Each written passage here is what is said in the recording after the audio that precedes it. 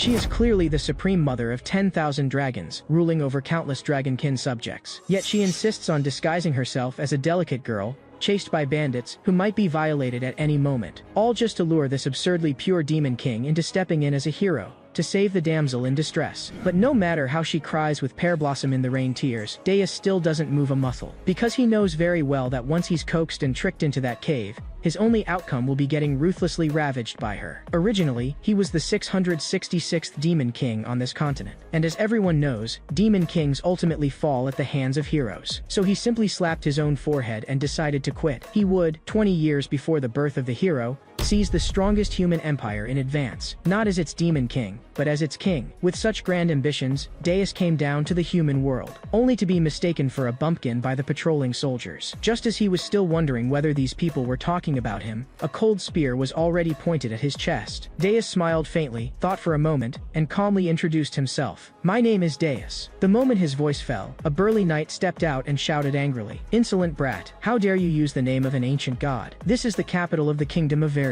Deus tilted his head, his face full of confusion. "Is the Kingdom of Verde that impressive? Can it let me be its king?" The knight could hardly believe what he was hearing. Fury exploded on the spot. He drew his sword, pointing it straight at Deus's head. In Deus's eyes, there was only a cold flash of light. The next second, the knight's head exploded on the spot. The soldier beside him hadn't even reacted yet. His own head also burst open. Those who wanted to resist didn't even have time to draw their weapons. They fell one after another at Deus's feet. Deus waved his hand, and all the soldiers' corpses were hung upside down in midair. Then his voice exploded across the sky above the entire royal capital. "Humans, welcome your new king." A terrifying aura swept through the entire royal palace. All the soldiers instinctively gathered toward the main gate. But when they saw from afar that slowly approaching figure, everyone's face changed dramatically. At this moment, Deus was like a fiend returned from hell. Wherever he passed, corpses lay strewn like rubble. In just a short time, within the entire palace, only one last paladin was still struggling to hold on. Deus watched this fellow with great interest. The paladin prayed in a low voice, "O founding god of the world, please grant me the power to vanquish darkness." Holy radiance descended upon him in an instant. He raised the holy sword high, and swung his strongest strike toward Deus. A terrifying storm of energy swept through the entire castle in a heartbeat. Yet in the next second, the paladin's expression instantly froze into terror, because Deus merely extended his hand casually and gave a light squeeze, crushing that so-called strongest strike in his palm. "Before me, don't speak of gods." As Deus's words fell, his figure vanished in an instant. In the next moment, he was already behind the paladin. A still beating heart was tightly clenched in his hand. The paladin collapsed in endless terror, and blood pooled at Deus's feet. Next, Deus pushed open the last door, and stepped into the innermost great hall of the palace. A group of knights stood firm, guarding the king upon the throne.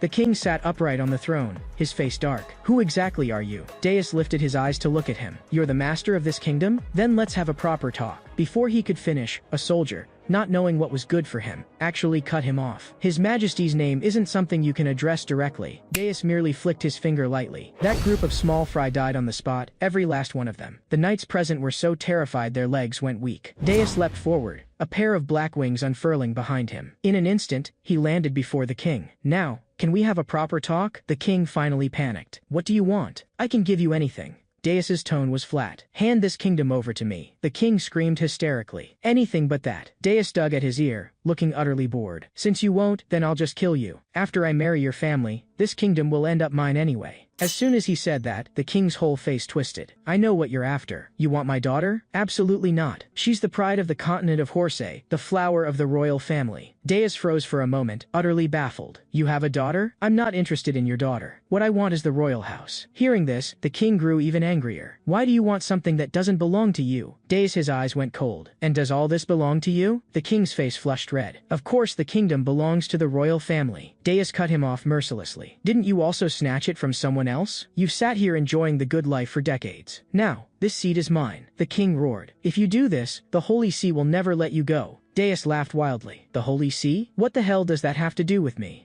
In the next moment, terrifying energy erupted from his body, instantly engulfing the entire royal palace. The palace collapsed, and everything turned to ash. Looking at the king's body, burned into charred cinder, Deus frowned. From the other party, he could not sense any trace of pure-blooded aura. "That's it?" Deus was somewhat disappointed, and he lifted his head to look at the sky. "So human strength is only at this level? It seems they're not ready at all." On second thought, it was reasonable. He had awakened 20 years ahead of time. Naturally, the hero had not yet been born. On this continent, the war between demon kings and humans had lasted a full 66,580 years. Every generation ended the same way. The demon king was defeated by the hero. But even though each demon king would fall, every 100 years, a new demon king would be resurrected. And a hero would also appear suddenly at some point. Then, once again, bring the demon king to an end. Deus, as the 666th demon king, had absorbed all his predecessors' lessons. He chose to awaken 20 years early, for only one purpose: to bring all this to an end, to show the world what true destruction meant. Just then, a delicate figure stumbled in. With tears in her eyes and sorrow written all over her face, she looked at Deus. "Who are you really? What have you done to my royal father?" Deus paused for a moment, then remembered. This was the king's daughter, April. "The king is already dead. I will marry you, then inherit the throne." Hearing that her royal father is dead, April stared fixedly at Deus in shock. But before she could say anything, Deus flicked his finger again. April's eyes went blank. Her knees went weak, and she fell to the ground. "This humble body of mine is yours. Please accept me, my master." Deus gave a light leap to stand before her, lifting her chin. "From today on, you will be the first human to belong to me." Yet in the next second, Deus's smile vanished. He said coldly, "Stop peeking. Before I gouge your eyes out, come out on your own." At the same time, the air seemed to twist under some force. The void trembled. A rift was slowly torn open, and a figure stepped out from within. As expected of the Lord Monarch, loyal retainer Alex pays his respects to his liege. Seeing him, Deus was not surprised in the least. "Weren't you serving my father before? Why did you come along with me here?" Alex bowed his head respectfully. "Your current body, my lord, was personally bestowed by the former demon king. So from this moment on, I recognize only you as my master." Deus waved his hand. "Suit yourself. But let me make this clear first. I'm not going back to the demon realm."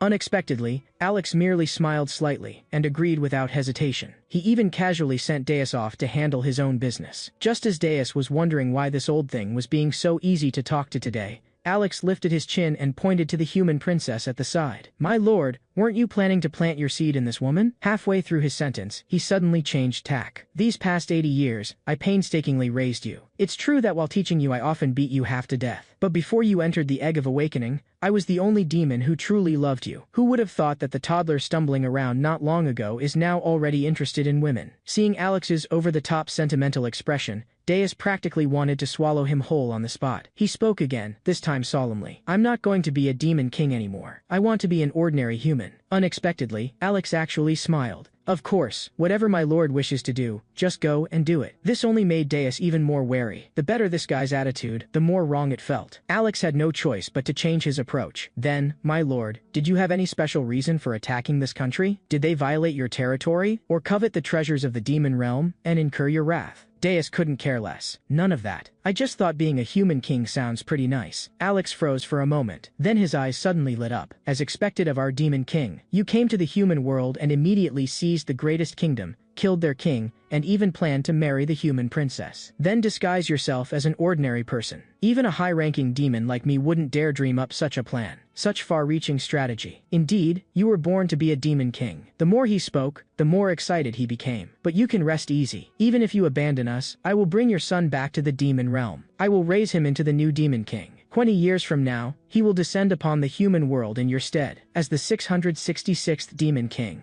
After hearing this, Deus was utterly speechless. Then he slowly turned his head to look at the human princess beside him, with only one thought of relief left in his heart. That was close. At the tender age of 80, I almost became a father. As the thought arose, Deus's expression turned cold. He drew in a deep breath to his throat. A massive beam of light roared from his mouth. The terrifying energy blasted straight toward Alex, and the mountain range for 100 miles ahead was flattened in an instant. Of course, he wasn't actually trying to kill Alex. He simply needed an outlet for his anger. "I almost fell into a human trap. Tell me these things earlier next time." Alex was petrified on the spot. That strike just now made him truly feel this demon king was completely different from any of the previous ones. Perhaps this time, they really did have a chance to win. Even so, he still reminded him cautiously. "My lord, won't becoming a king make you too conspicuous?" Deus thought for a bit. Then his eyes lit up. "Then I'll become a righteous guardian, the hero's companion. No one will ever suspect that the guy beside the hero is actually the demon king himself. Let that foolish hero charge at the front, while I quietly reap the benefits from behind." As he said this, Deus couldn't help bursting into loud laughter. "I truly am a genius." Alex almost fainted on the spot. "Please calm yourself, my lord. Without a demon king, where would a hero come from? If you're not a demon king anymore, how are you going to be the hero's companion? But Deus was no longer listening at all. He leapt into the air, leaving behind only one sentence. Let's go. We're off to find the hero. At the same time, everything happening on Deus's side was being silently watched by a figure hidden in the shadows. The 666th Demon King. That person murmured softly, not only of lowly birth, but also not very bright. It seems it's my turn to take the stage, and she was none other than the Supreme Mother of 10,000 Dragons. Not long after, Deus was sitting in a carriage, jolting along, while leisurely enjoying the scenery by the roadside. Alex, on the other hand, was completely puzzled. Why aren't we flying? Why do we have to sit in a slow carriage? Deus looked at him with disgust. If you're flying in the sky, isn't that basically telling everyone, look, I'm a demon? Alex pointed at the castle behind them that had been burned to charcoal. But after you burn the castle like that, who wouldn't already know you're a demon? Deus pretended not to hear. A moment later, Alex asked again, then why doesn't my lord simply become the hero, instead of insisting on being the hero's companion? Deus spoke with perfect confidence. Because companions don't need special bloodlines. We just find some idiot to charge at the front, while we sit in the back counting money. In this world, heroes also had ranks. At the top, D-rank heroes. And among them, those who could slay dragons were called Dragon Slayers. Below that were G-rank, Giant Slayers. Below that again were L-rank, Wizard Slayers. As for A-rank, B-rank, and C-rank heroes, they were all evaluated uniformly by the Holy See's Hero Management Division. Apart from those, there was also the lowest class of existence, F-rank heroes. They were called defectives, received no sponsorship from nobles, and were not recognized by the people, like rotten vegetables tossed aside at random. However, more important than rank was bloodline. 66,580 years ago, after the first hero who saved humanity and the first saint to slew the original Demon King, their blood spread throughout the world. After generation upon generation of breeding, the purer the bloodline within these families, the stronger their spiritual power became.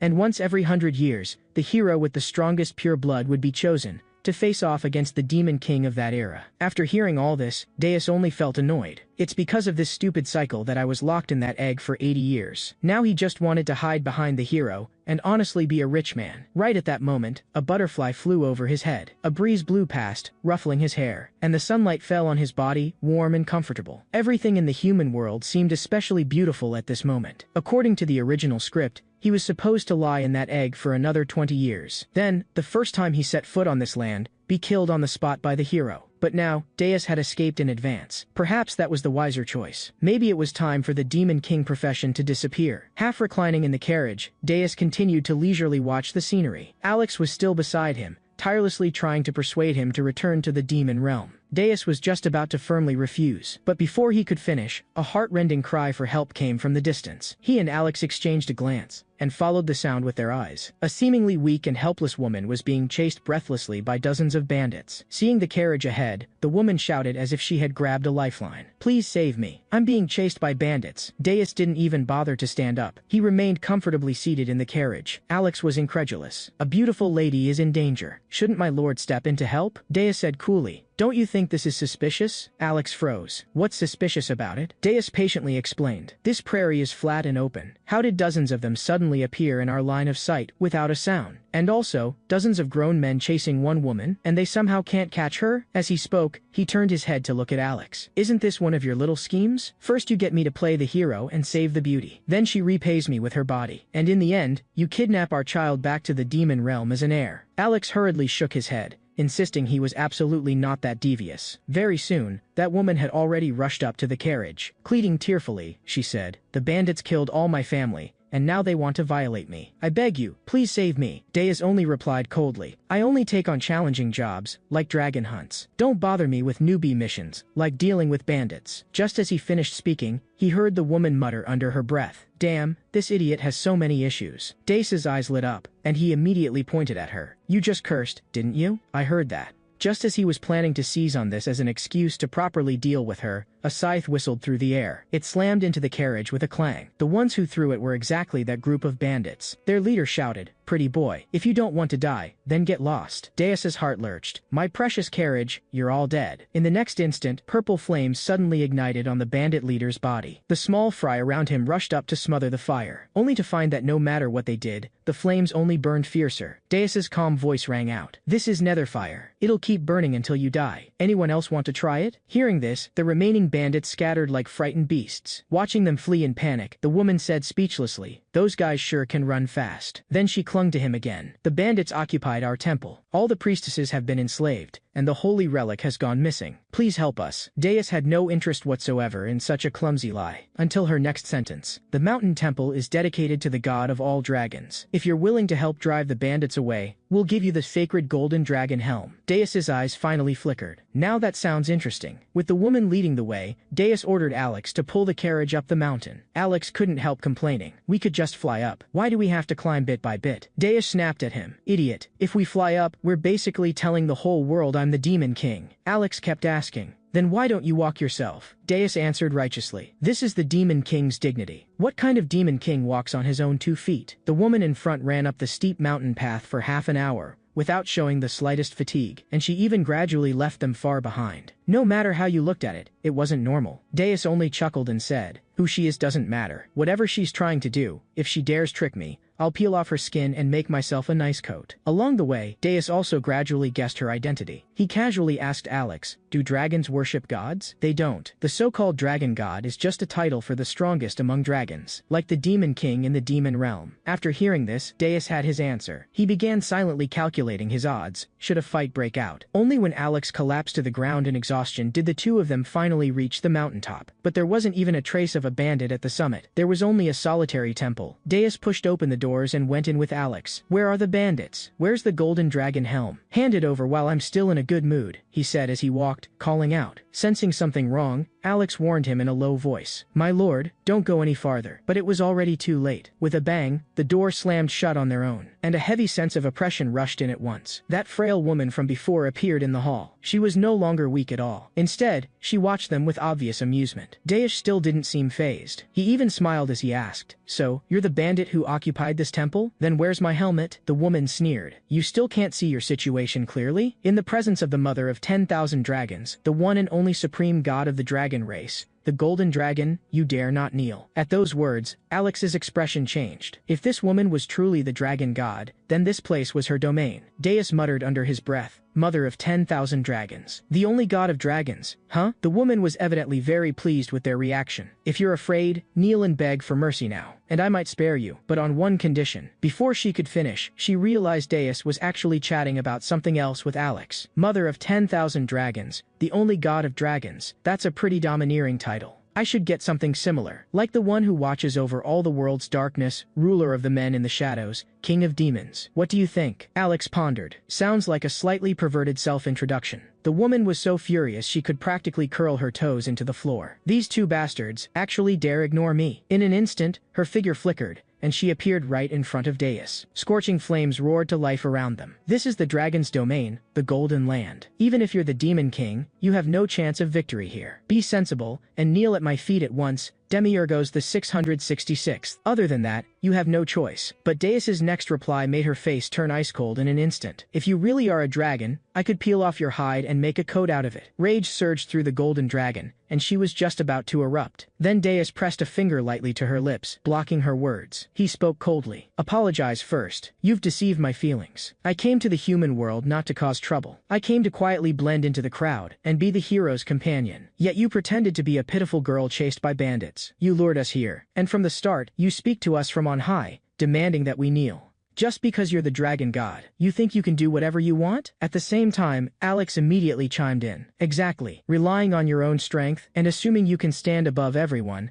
that's an extremely arrogant way of thinking. It was the dragon race who first forgot the peace treaty and broke the agreement. Strictly speaking, you're the one who should apologize. After hearing their accusations, even the golden dragon couldn't help wavering. Why does it feel like what they're saying makes sense? Could it really be my fault? But she had always been proud and had never bowed her head to anyone. Seeing her still hesitate, Deus simply put on a show of nonchalance. He grabbed Alex and turned to leave. The golden dragon panicked and hurriedly called out to them. Since you're already here, can't you at least listen to me finish before you go? Deus still insisted. You apologize first. If you won't, then forget it. It's not like your apology is going to make me rich. After saying that, he once again struck a "fine then, we're leaving" pose. He hadn't gone more than a few steps when a reluctant, yet unmistakably clear, "I'm sorry," sounded from behind. Hearing those 3 words, Deus's expression changed. He immediately zipped back to her side, his face sly, as he lifted a hand and gently stroked her proud dragon head. "I'm not exactly satisfied, but since you've already apologized, I'll graciously accept it." The golden dragon couldn't shake a strange feeling that something was off, yet couldn't say exactly what. In the end, she could only resign herself to letting Deus messily rub her head. "All right, now you can tell me what you wanted with me." The golden dragon's expression hardened, turning serious in an instant. "I need you to help me hunt dragons." Deus froze for half a second. Then he stared at her in utter disbelief. "What the hell did you just say?" The lofty mother of 10,000 dragons actually wants a demon king to help her hunt her own dragon subjects? Do you take me for an idiot? If you keep spouting nonsense, I really will strip off your dragon hide. The golden dragon had no choice but to swallow her embarrassment and explain earnestly. As it turned out, although the dragon race had signed a peace treaty with humans, a severe schism had arisen within the clan. Those dragons whose children had once been killed by humans had banded into a hardline faction. They had used a strange, never-before-seen kind of magic to infect dragons who had been living peacefully. They were controlling these innocent kin to attack human villages in an attempt to reignite the war between humans and dragons. I can't just stand by and watch those innocent children be used as tools of war. Hearing this, Deus suddenly understood. "So you want me to help you stop those controlled dragons? And what are you planning to give me in return?" His eyes lit up at once, his face the very picture of a profiteer. Seeing that he seemed inclined to take action, the golden dragon quickly asked, "What do you want?" Deus raised one hand and spread his 5 fingers. "For every dragon I capture, I want 5 dragon scales,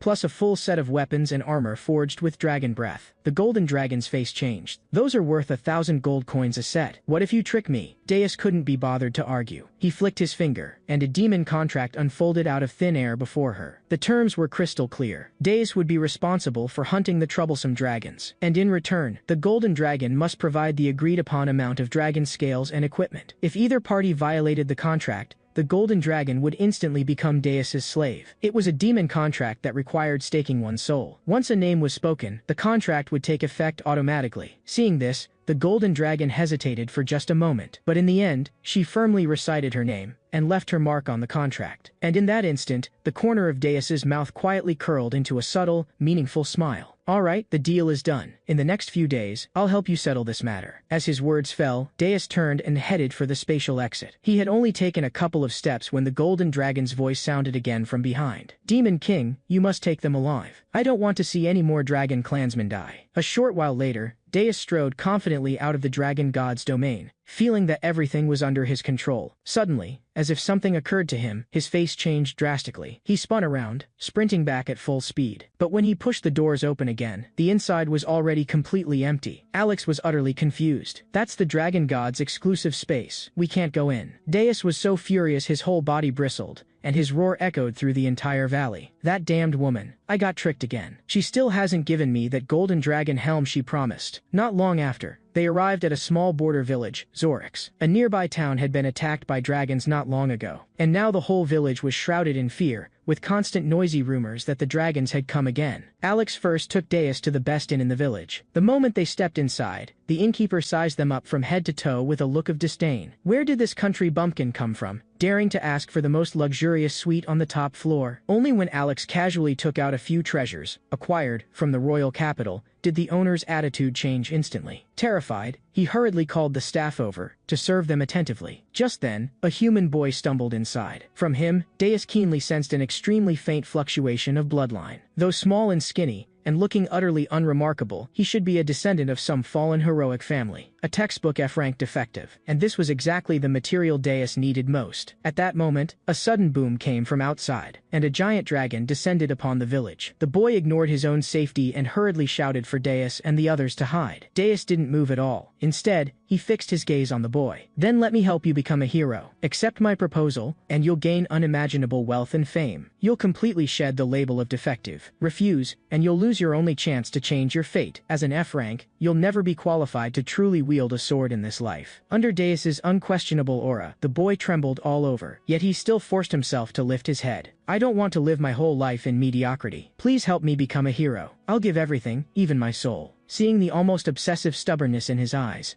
Deus nodded in satisfaction. He then summoned a demon contract. The terms were equally merciless. The boy must unconditionally obey all of Deus's commands. Any wealth and honor he obtained could only be shared with Deus's permission. Beyond that, he was not allowed to voice any objection. Looking at this utterly unfair contract, the boy hesitated for a brief moment, but when his gaze fell upon the words honor and wealth, he still shouted out his own name without the slightest hesitation. Zeke Van Holovich. Perfect. Deus smiled faintly. Then he raised a finger toward the dragon in the sky. Then let's start by capturing that dragon. At that moment, Alex reminded him, ordinary people can't capture a dragon. Deus immediately changed tack. Then I'll leave it to you. Go have a talk with that dragon, and then toss it in front of Zeke. When the time comes, he just needs to swing his weapon a few times, and everyone will believe he's the hero who defeated the dragon. Alex frowned. But everyone knows Zeke is F rank. It's impossible for him to defeat a dragon. If we do that, my lord, you'll be the one who draws suspicion instead. Deus's smile turned wicked as his gaze shifted back to Zeke. Then we'll just have to dress him up properly. With that, he grabbed Zeke by the collar and tore it open with a loud rip. Then he casually jammed an iron pot down over his head. Behold, Potman is born. Looking at his ridiculous and bizarre getup,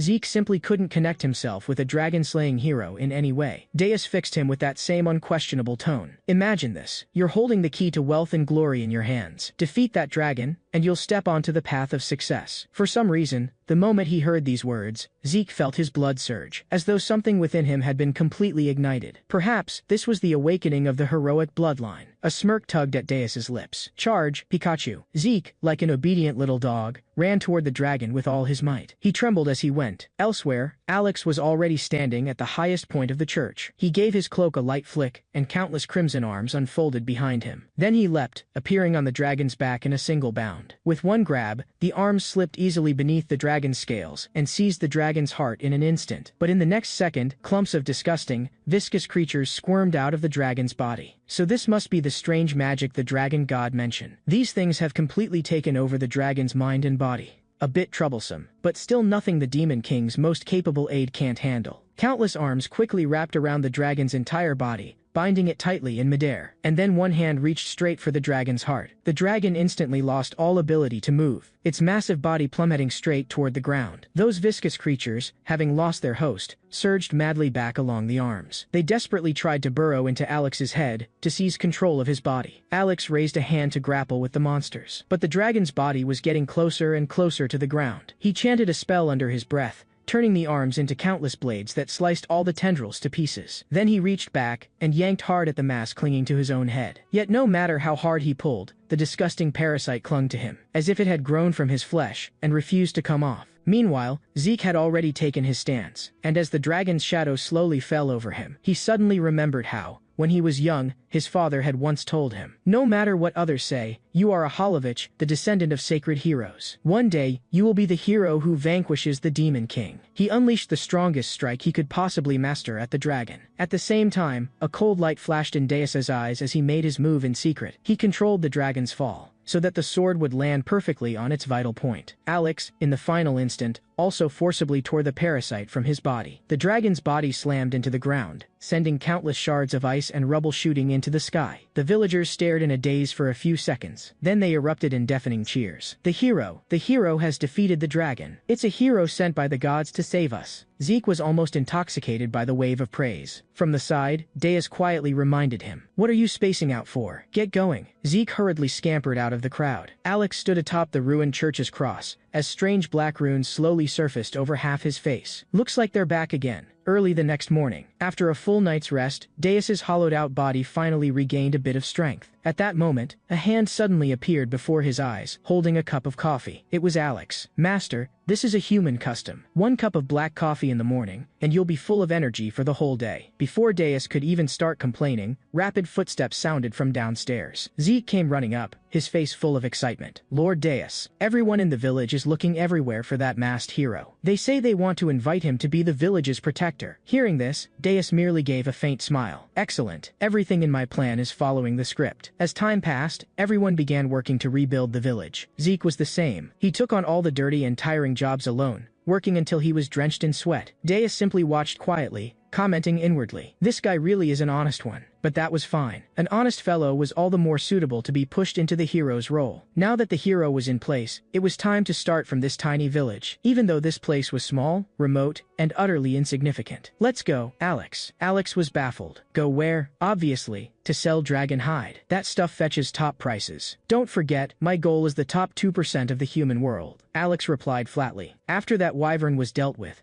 the materials were all taken away by people from the hero hall. That one sentence directly ignited the fuse in Deus's head. What? Then we'll go to the hero hall and smash it to pieces. They dare lay hands on my stuff? They've got a death wish. Startled, Alex quickly grabbed the rampaging Deus. Wait, master. If you destroy the hero hall, Zeke won't be able to register as a hero. Your entire plan will be thrown off. Deus froze. That's true. He ground his teeth. Then what about my money? No way. I absolutely refuse to take a loss. In that case, let the neighboring country pay up. Come on, we're leaving immediately. Alex rubbed his forehead helplessly. Master, haven't you already taken on a human identity? Though he said that, his body was very honest. He still obediently got the carriage onto the road. All along the way, Alex started chanting again, either urging Deus to return to the demon realm or reminding him to hurry up and leave in air. Deus's head ached from listening. I've told you N times already. I'm not choosing either of those two options. If you keep nagging, I'll twist your head off first, and then blow up the demon realm while I'm at it. Alex had no choice but to shut up, and the carriage finally fell quiet for a while. After some time, Deus still couldn't help speaking. Hey, Alex, that princess last time, the one who? Alex looked completely blank. What exactly are you talking about? I mean the pregnancy thing. Humans and demons aren't even the same species. She can still get pregnant like that? Of course, demons and humans have completely different reproductive mechanisms. Normally for a male, as long as the sperm does such, and the uterus does so,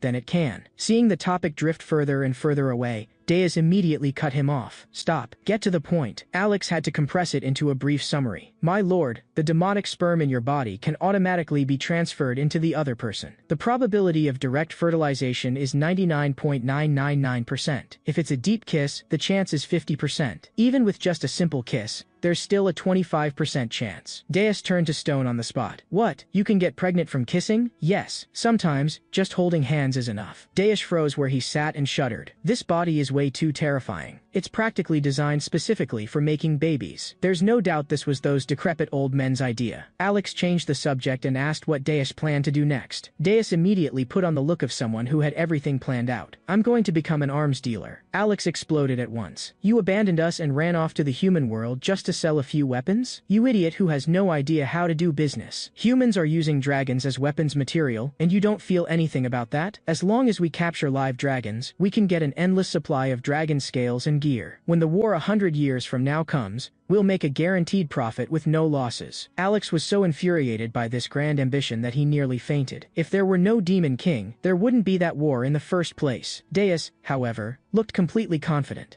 Becoming an arms dealer is only for the real plan, to raise starting capital. I have no intention of selling weapons my whole life. Haven't you ever thought about it? A king who watches everything from the darkness, while also being the man who controls all the weapons in the world. How terrifying would that be? Alex's eyes filled with emotional tears. As expected, you really are the greatest demon king in the demon realm. With that, he enthusiastically dragged Zeke out to look for a location to open a shop. No one noticed the smug, wicked grin that appeared on Deus's face after they left. Alex is so easy to fool. My real goal, of course, is making money. Thinking this, Deus lay back down on the bed in satisfaction. Now he had found a fool of a hero, and he had also found a way to make money. Very soon, he'd be living the rich life of eating, drinking, and having fun. Only, there was always an indescribable emptiness in his heart. Maybe if I kill all the humans in this village, I'll feel a bit better? Just then, a voice suddenly sounded by his ear. Kill them all. Destroy this world. Enslave all humans. Turn the human realm into hell. Only then can we end this endless cycle of life and death. Deus rolled over and spoke flatly. Shut up. I'm going to sleep. And so, he slowly closed his eyes. By dusk, Alex had already found a fairly decent house. Though it had been battered half to ruins in the dragon attack, with a little repair it could open for business right away. Learning that Zeke had once been a carpenter, Deus couldn't help remarking, so capable at such a young age. Leave the house to him, and it should be fixed up in no time. What concerned him more, however, was this: with an F-rank bloodline like Zeke's, will the children he has only ever be F-rank as well? Alex explained calmly. The inheritance of the hero bloodline is actually random. Even with an F-rank bloodline, it's still possible to have the strongest pureblood hero. It's just that power can't be inherited, but money can. The families that produce top-tier heroes and saintesses end up with wealth nearly on par with kings. With all that money, they can use all kinds of methods to raise their descendants' hero rank and bloodline.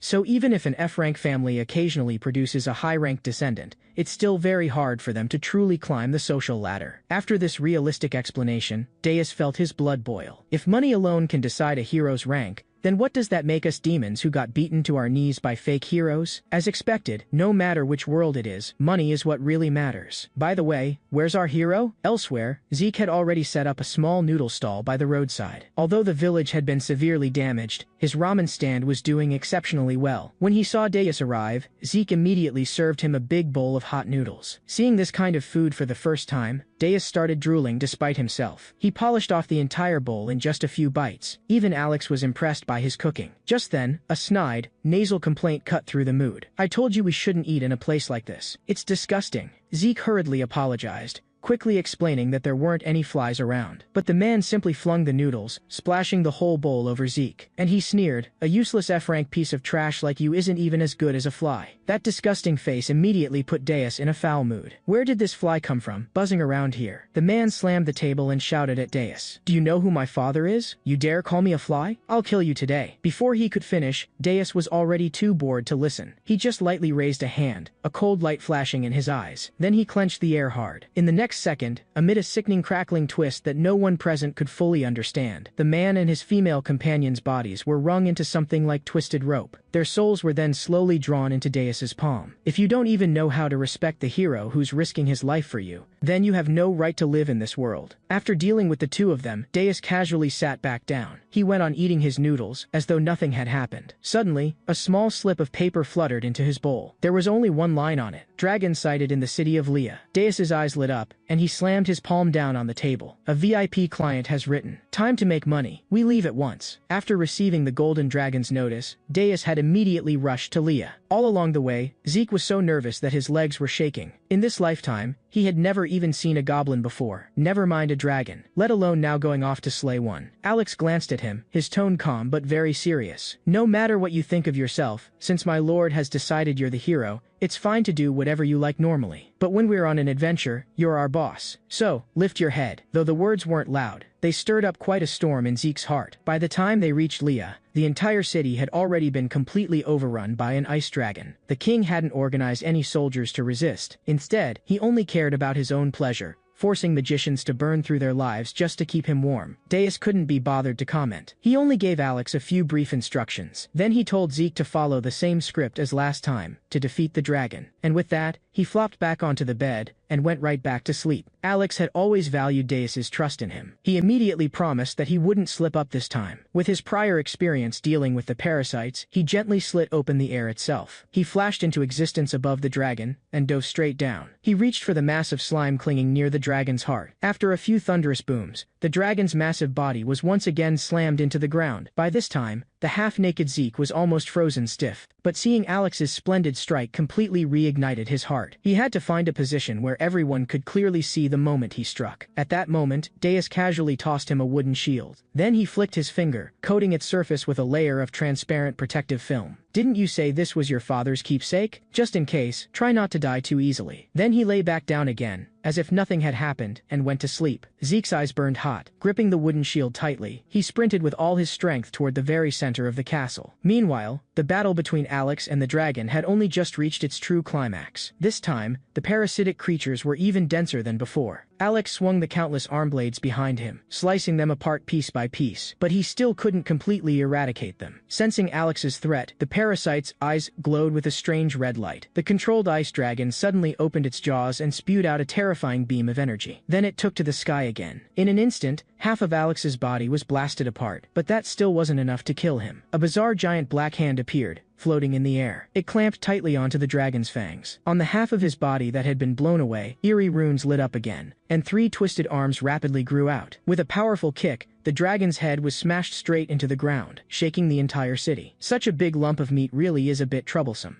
Alex walked step by step toward the fallen dragon. The parasitized dragon let out a wail of agony, yet it was still controlled by the viscous creatures and unable to break free. "Stop it!" Alex roared, and once more drove his claws into the parasitic mass. In the distance, Zeke watched the scene, trembling all over. Compared to last time, Lord Alex's power was even more terrifying. To fight a dragon single-handed, could he be a D-rank hero? The surviving people in the city all dropped to their knees, crying to the sky. "The gods have finally heard our prayers. We're saved." At the same time, the Rael King was cowering in a corner, shaking with fear. "If the Holy See finds out what's been happening here, I'm done for." Zeke's fighting spirit was once again stoked by the crowd's cries. He truly wanted to become the hero who brought people hope. Just then, a faint plea for help reached his ears. Inside a frozen ice statue, an adult was tightly shielding the child in their arms. "Save me, Lord Hero." Elsewhere, Alex's battle with the dragon was still not over. The controlled ice dragon swung its massive tail and sent him flying. Although he had forcibly ripped off the parasitic creatures, the dragon's mind was still a chaotic mess. It spat out a few garbled words of dragon tongue before charging at him again. "It seems as long as the host doesn't die, these parasites will keep reproducing endlessly. It's basically a zombie dragon." Driven mad by the torture of the parasites, the ice dragon lost all reason. It hurled itself at Alex with no regard for anything. Alex, however, didn't panic in the slightest. He chanted softly, and countless black tendrils surged out from behind him. They twined together into a gigantic black hand. With a single crashing punch, the dragon's massive body was once again smashed to the ground. Just as Alex was about to fully seize control of its body, an extremely cold ghostly flame suddenly spewed from the dragon's mouth. Fortunately, he blocked it with his arms in time. Otherwise, his entire body would have been destroyed. That strike completely ignited Alex's fury. His gaze sharpened, and the giant black hand instantly split into three. One clamped down hard on the dragon's head, while the other two locked both its wings in an iron grip. With a soul-rending roar, the dragon's wings were ripped off right then and there. But Alex's ferocious assault did not stop. The three arms pounded the dragon's body like a battery of cannons. Each blow made the earth itself shudder. This scene left every onlooker utterly stunned. Almost as one, a single phrase surfaced in their minds: the legendary Darang hero. At the same time, Zeke was struggling to crawl toward the couple who had been frozen into an ice sculpture. They were using their bodies to shield the child tightly beneath them. Gritting his teeth, Zeke raised the broom in his hand. He tried to free them from the thick layer of ice, but no matter how he struck or pried, it had no effect at all. On the other side, under Alex's ferocious onslaught, the dragon began its final struggle. It threw back its head with a furious roar, and a blast of icy breath poured down toward the ground. Unlike before, this attack gathered all of its power. The freezing energy instantly swept over everything nearby. There was no time to react. Zeke and the block of ice sculpture were both blown far away by the shockwave. The shield the Demon King had given him was shattered on the spot by that force. He barely survived, but his arms and legs were frozen and blown apart into chunks of ice. Even so, he still did not give up. From the snowy ground came the muffled sobbing of the child. Zeke gritted his teeth. Using only what remained of his torso, he slowly crawled toward the source of the sound. "I might not be able to save everyone, but I have to at least save this child." But how much longer could this broken body hold out? At this moment, the battle between Alex and the dragon had also entered its final stage. After taking that ice breath head-on just now, the human skin he had painstakingly maintained for 20 years completely disintegrated, and the runes covering his entire body were exposed to the air. That was his true demonic form. Yet the dragon still did not stop. It spat out another blast of freezing dragon breath. A second wave of energy storm swept across the entire battlefield. This time, without the protection of the shield, Zeke could clearly feel death drawing near. But in the final moment, he still spread his ruined body open, and he shielded the child beneath him. And just then, that figure finally appeared. Daze stood in the snow, looking somewhat puzzled at the human before him. In the past 66,500 years, the demons had been defeated by humans again and again. He had never understood. These humans were clearly like candles that could be snuffed out with a pinch. So small, so fragile. Yet they were always willing to sacrifice themselves to protect others. Is this why we lose? Seeing Dais's figure, Zeke finally relaxed. He knew the child was saved. He slowly closed his eyes, and completely lost consciousness. He didn't know how much time had passed when he suddenly jolted awake in bed. He found that he was already lying in his familiar lodgings. "I'm not dead yet?" Just as he was puzzling over it, he suddenly realized that the limbs he had lost were now completely restored. At that moment, Dais's voice floated up from downstairs. He poked his head out to look. At some point, a pile of all kinds of equipment had already accumulated at Dais's feet. Zeke wanted to ask something, but Dais only smiled, urging him to hurry up and get to work. Zeke still didn't know what exactly had happened during that time, but as long as he saw Dais's face, all his questions would unconsciously vanish without a trace. What happened afterward went just as expected. Zeke continued to play the role of the hero. Poor Alex was always charging at the very front, and Deus, as always, slept wherever he went. Every time they brought down a dragon, that dragon would be quietly taken away by some means or another. Early the next morning, piles of equipment would be neatly delivered to their lodgings. Their teamwork gradually became perfectly in sync. The strange title, Dragon-Slaying Underwear Hero, spread across the entire continent along with them. People cheered. That was the hero sent by God to save them. The mountain of weapons at Deus's feet grew higher and higher, and he drew ever closer to his dream. Today, the grand opening of the demon's weapon shop had finally arrived. For F-rank hero Zeke, this was something he wouldn't have dared to dream of. The dazzling array of weapons and equipment held his gaze completely. It made him look just like a child entering an amusement park for the first time. Smiling, Deus said to him, "You two did a good job this time. From here on, this shop is in your hands." The people around them all asked curiously, "What about you?" Deus spread his hands. "Have you ever seen the boss behind the scenes do the grunt work himself?" With that, he wrapped an arm around each of them with ill intent, and pulled them into his embrace. "What, any objections?" Under his domineering presence, the two of them could only nod along very sensibly. After settling the shop arrangements, Deus turned to Alex. "Go, bring the item over." Before long, a massive shield was set down in front of them. This shield uses dragon scales as its core. It is inlaid with various rare gems, and it was personally forged by Hermes, the greatest blacksmith in the demon realm.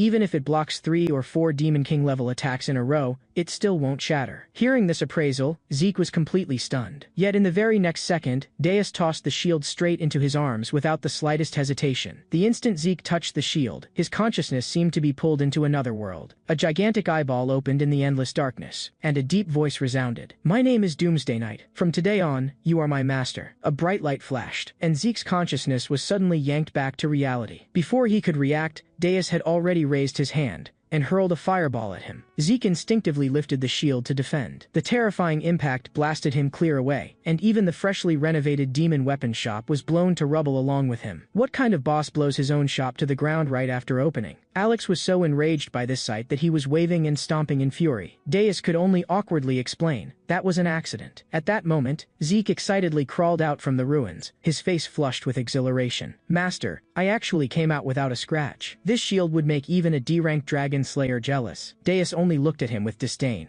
"I just used 1% of my strength. You're so weak that I'll reluctantly give this shield to you. As for the other gear, I'll pile it on you bit by bit later." Hearing this, Zeke was moved to tears, hugging the shield tightly like a treasure. Deus only felt baffled. "Why are you crying? Human emotions are such a hassle." The scene shifts to the kingdom that Deus had already destroyed. Now, a band of brigands had taken over the entire castle. The princess who had been abandoned had fallen to the status of a slave, to be toyed with at will. Just as they were indulging themselves, a cloaked figure casually walked into the great hall. He looked left and right among the crowd, completely ignoring everything around him. He muttered to himself, "From the castle gate all the way here, not a single guard. Not even any signs of a fight." This bizarre behavior made the bandit chief fly into a rage. He bellowed, "Who the hell are you?" The cloaked man lifted his hood, revealing a head of green hair and a nonchalant expression. "Carry on. Just pretend I'm not here." With that, he leapt up, landing lightly beside the throne. He was still mumbling, piercing through several mountains in a single strike. Is that really something one person can do? The chief was terrified by his display, and immediately roared, "Throw this bastard out." His underlings swarmed forward. The green-haired man kindly warned them, "I suggest you don't do that. You may just be a bunch of cockroaches, but life is still somewhat valuable." At his words, the lackeys only grew more enraged. They lunged at him in a frenzy. The green-haired man sighed helplessly and extended a single finger. In the next instant, limbs flew, blood and flesh splattered, and every person who had rushed him had one thigh neatly sliced off. The chief trembled all over, his voice shaking. "What do you want?" "Those above suspect something bad happened here, so they sent me to investigate. I hope you'll cooperate with my work." Hearing that those above were suspicious, the chief completely fell apart. That was no ordinary power. It was the executor of divine will, the Holy See. The green-haired man pressed him further. What exactly happened that day? A power that can annihilate an entire castle in an instant doesn't just vanish without a trace. Tell me, where did that person go? Crushed by the oppressive aura radiating from him, the chief stammered out an answer. I don't know either. I only heard the merchants in the city all call him White Hair. Early that morning, he walked into the royal city alone.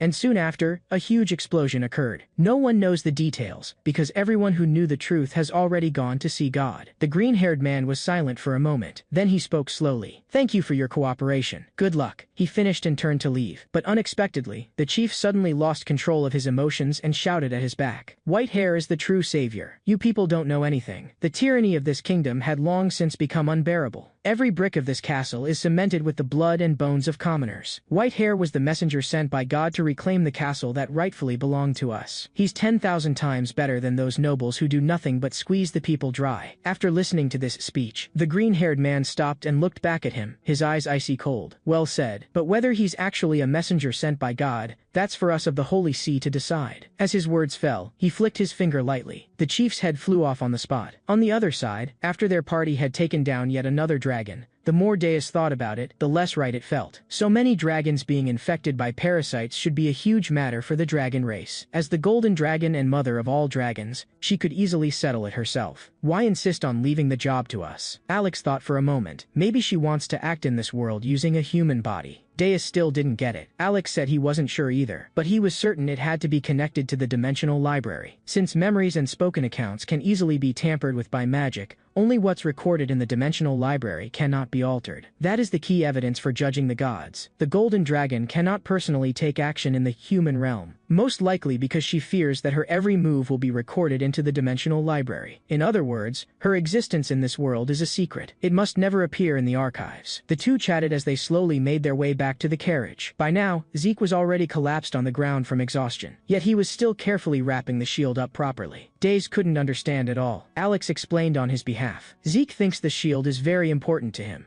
He says that when he truly becomes a hero, he wants to pass it on to his younger brothers and sisters. Daze still found it baffling, but he nonetheless had Alex pass a message to Zeke. He doesn't need to be that careful in the future. Once his little brothers and sisters are born, I'll just buy each of them one. With that, he ordered Alex to carry Zeke onto the carriage. On the way back to the city, Alex asked, "Zeke's hands and feet should be fine, right?" Deus waved it off. "Don't worry. I don't really trust those doctors from the demon realm either. But this time they seem to have done a decent job. Besides, I believe that one day Zeke will definitely become a remarkable hero." Alex's expression changed. "My lord, please don't say such ominous things. If that really happens, then 20 years from now, you two will be forced to kill each other." Deus was unconcerned. "If that day really comes, everyone will be convinced that I'm the hero's closest companion."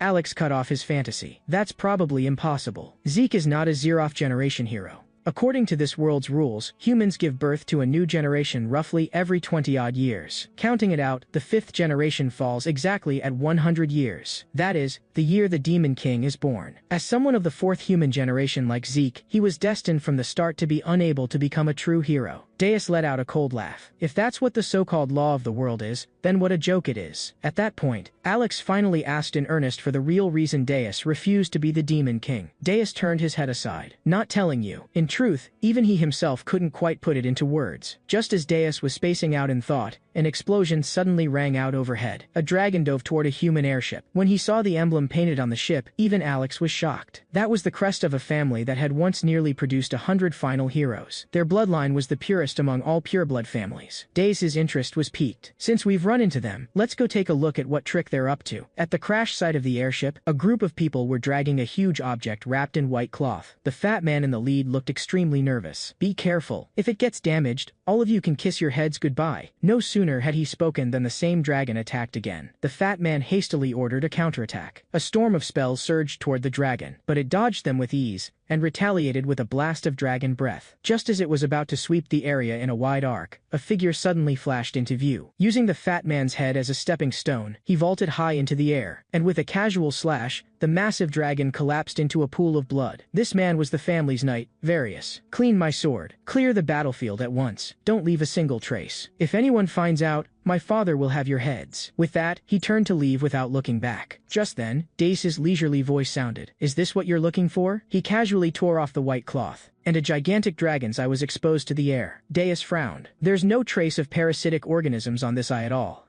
Only then did he understand. No wonder that whelp of a dragon was clinging on so desperately. So this was its mother. Didn't humans sign a truce with the dragon race? As a member of a hero family, what exactly are you plotting? Deus's appearance instantly drew Varius's attention. Alex was curious. Why'd you go out of your way to provoke him? Deus smiled. Aren't you curious what skills these so-called pureblood families possess? However, Varius didn't take them seriously at all. He casually ordered the fat man to dispose of them and prepared to leave. Once commanded, the fat man immediately grew overbearing. I don't care who you are. Since you've seen what you shouldn't have, you can leave your lives here. After being repeatedly treated as insects, the fire in Deus's chest could no longer be held back. He turned and ordered Alex, kill them all. Alex didn't move. We're the hero's companions now. Wouldn't picking a fight with a pureblood family at this point be a bit inappropriate? Deus thought it over, and had to admit there was some sense in that. But he truly couldn't swallow his anger. So the two of them started arguing in the middle of the battlefield. Seeing himself completely ignored, the fat man was furious and ordered everyone to attack. A flood of spells instantly swallowed them up. Yet in the very next second, Deus and Alex were standing calmly behind everyone. Every jaw dropped, and the two directly involved were still in the middle of their argument. They've already made their move and you're still not fighting? Killing them is easy. The problem is whether there'll really be no fallout afterward. Deus was getting annoyed at being contradicted. Then go beg them to spare us. Alex sighed. It's already too late. Now that we know their secret, they won't let us leave. Seeing Deus still arguing to himself, the fat man finally snapped and shouted, and all his subordinates swarmed forward again. Alex let out a soft sigh. I really didn't want to get tangled up with a pureblood family, but now there's no helping it. He opened his mouth and exhaled demonic breath. The soldiers rushing at them turned to ash on the spot. The rest still charged at them fearlessly. Red light flashed in Alex's eyes. In the next instant, a mist of blood burst out, and corpses covered the ground. Just then, one of the lackeys tried to sneak attack from behind. Alex easily sidestepped. He flicked his fingers, and the blood on his hand turned into a blade. It pierced the man's body in a flash. As expected, hunting humans really is the greatest pleasure. The fat leader was already drenched in cold sweat from terror. As he floundered in panic, Varius leapt once more. He stepped on his head to launch into the air, and unleashed a downward sword technique at the two of them. The spot where Alex stood was flattened in an instant, yet he remained completely unharmed.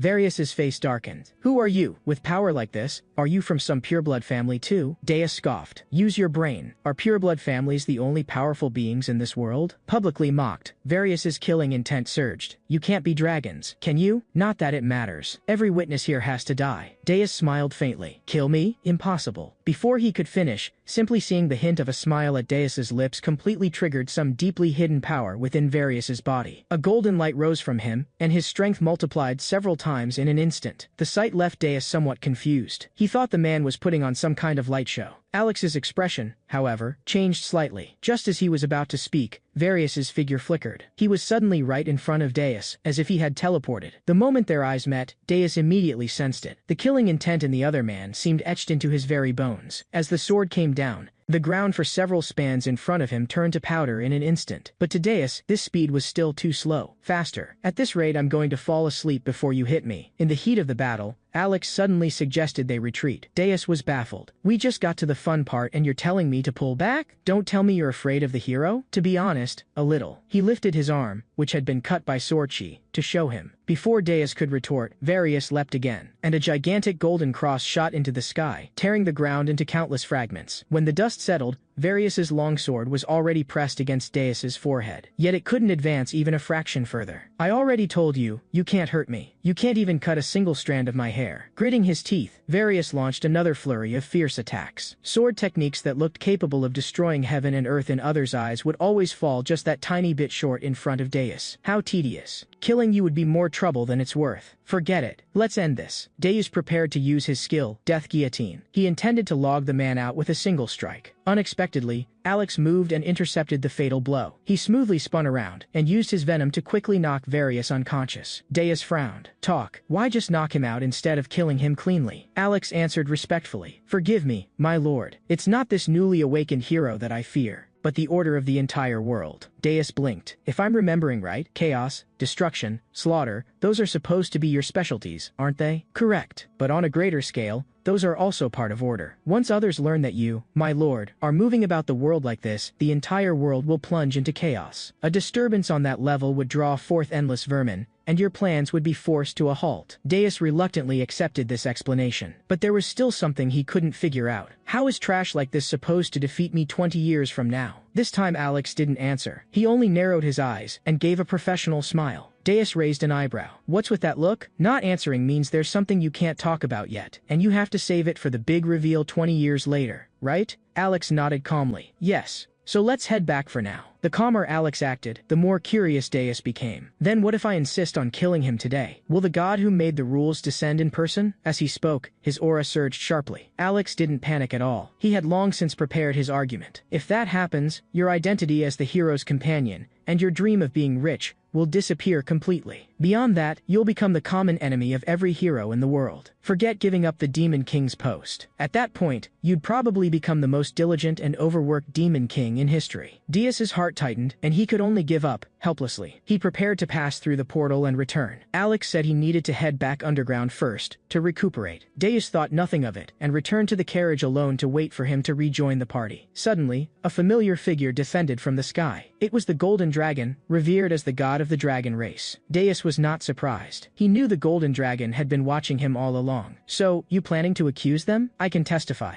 The Golden Dragon almost burst out laughing. You're the Demon King. Who would believe your testimony? All right, jokes aside, let's talk business. Can you help me take revenge? Deus refused at once. No way. That's your child. Why don't you handle it yourself? The Golden Dragon replied. I can't break free of the constraints of the dragon dimension. Once I enter the human world in dragon form, no matter how humans hunt me, no one can be held accountable. It's just like the 100-year war you demons started. That's the law of the world. Deus was impatient. The laws again. Who even set those in the first place? The executors. Before the Golden Dragon had finished, a strange pressure descended from the heavens. It was so heavy that blood even welled at the corner of Deus's mouth. What the hell? This pressure, the Golden Dragon spoke slowly. This is the rule. It's also the minimal code that allows you and me to exist in this world at all. Deus looked down at his current posture and couldn't help seething. This ridiculous pose is seriously pissing me off. As soon as he finished, he suddenly gathered all his strength. And in one burst, he blew away that oppressive force. So that's all it is. This is your so-called rule? The Golden Dragon was dumbfounded. He might look a bit stupid, but a Demon King is still a Demon King in the end. Anyway, why exactly did you give up being Demon King? Deus looked completely baffled. Why are we back to that again?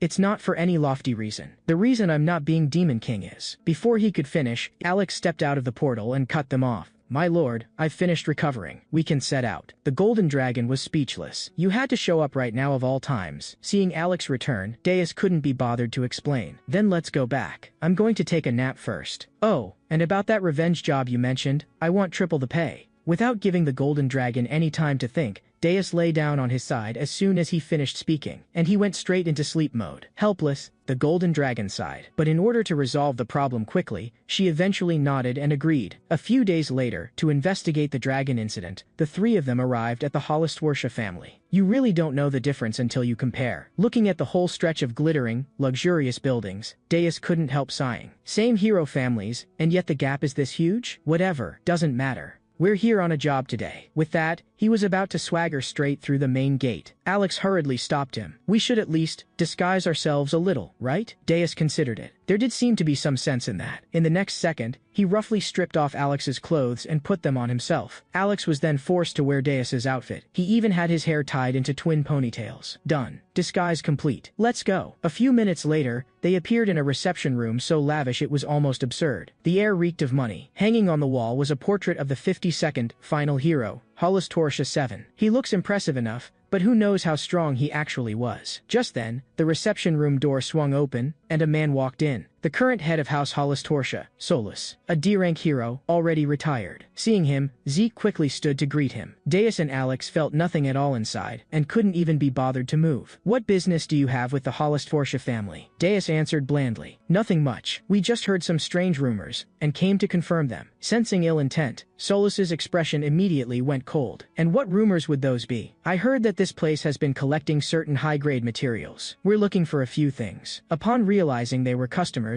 Solus visibly relaxed. Oh, so you're clients. Then you've come to the right place. Our family only deals in the finest materials, such as obsidian fangs, essence of the void, and the like. He was clearly trying to raise his own status while pressing down on the other side. But in Deus's eyes, such tactics were still too childish. Without wasting words, Deus pulled out a money pouch. It was filled with blood-glow lava stones that only appeared in the demon realm. Exchange these for dragon-type materials. Anything left over is your tip. The moment Solus saw what was inside, cold sweat broke out all over him. don't you know? Humans and the dragon race are currently under a peace agreement. Dealing in dragon-related goods on the side is basically illegal. Seeing him feign ignorance, Deus simply turned and said to Alex, "Let's go. Looks like it's not here. How strange." Clear as day I saw the Holostwarsha crest. Where exactly are those families that are secretly hauling dragons? The instant he spoke, Solus's face changed. From the way you're talking, it really sounds like you saw something you shouldn't have. Deus gave a small smile. We're newbies, so we panic and run all over the place. Naturally, that means we end up seeing more things. Of course, some of those things weren't meant to be seen at all. Swallowing his anger, Solus spoke in a dark tone. That's not good. You should be more careful. I don't know where you heard those rumors, but a reputable family like ours would never touch any illegal materials. If anyone runs around talking nonsense, I'll make sure they pay the price. With that, he turned and left. He left the three of them standing where they were. Deus let out a soft, cold laugh. How ridiculous. That was a naked threat if I've ever heard one. With the probing complete, they had now fully seen the hypocrite's true face. In short, the bloodline families are secretly hunting dragons together, and they're monopolizing high-grade materials, right? Alex nodded. Exactly. For a hero, equipment is what matters most. By monopolizing the materials needed to craft gear, they can control the entire hero community. Relying on this kind of monopoly, many families have continued to prosper for tens of thousands of years without collapsing, even through rises and falls. Hearing this, Zeke's impression of the hero clans changed completely. Lord Solus used to be the person I respected most. Now it turns out he's nothing special. Rotten to the core. Deus shrugged. Yeah, human corruption is astonishing. Yet they still managed to win 665 times in their showdowns with demon kings. How bizarre. As he spoke, his gaze slid meaningfully toward Alex. Under that look, Alex broke out in a cold sweat. He wanted to say something, but didn't dare. Deus couldn't be bothered to press further. He slung an arm around Zeke's shoulders. In any case, you'll need to be careful from now on. He did say he was going to hunt down the masked hero. Zeke froze and panicked. Solus is going to send D-rank experts after me? I'd never beat them. Lord Deus, what should I do? Deus gave it some thought. Honestly, even if they all came at once, they couldn't beat me. But I'm too lazy to make a move. So let's just keep low-key for a while. We've still got a mountain of weapons left to sell anyway. That was what he said, but there was still something to be done tonight. When the two heard this, they were a bit confused. Deus added leisurely. Obviously, we're going to wipe out the rotten-to-the-core Holostwarsha family. We'll trash their blazing dragon monopoly group while we're at it. And then we'll collect triple the deposit from the golden dragon.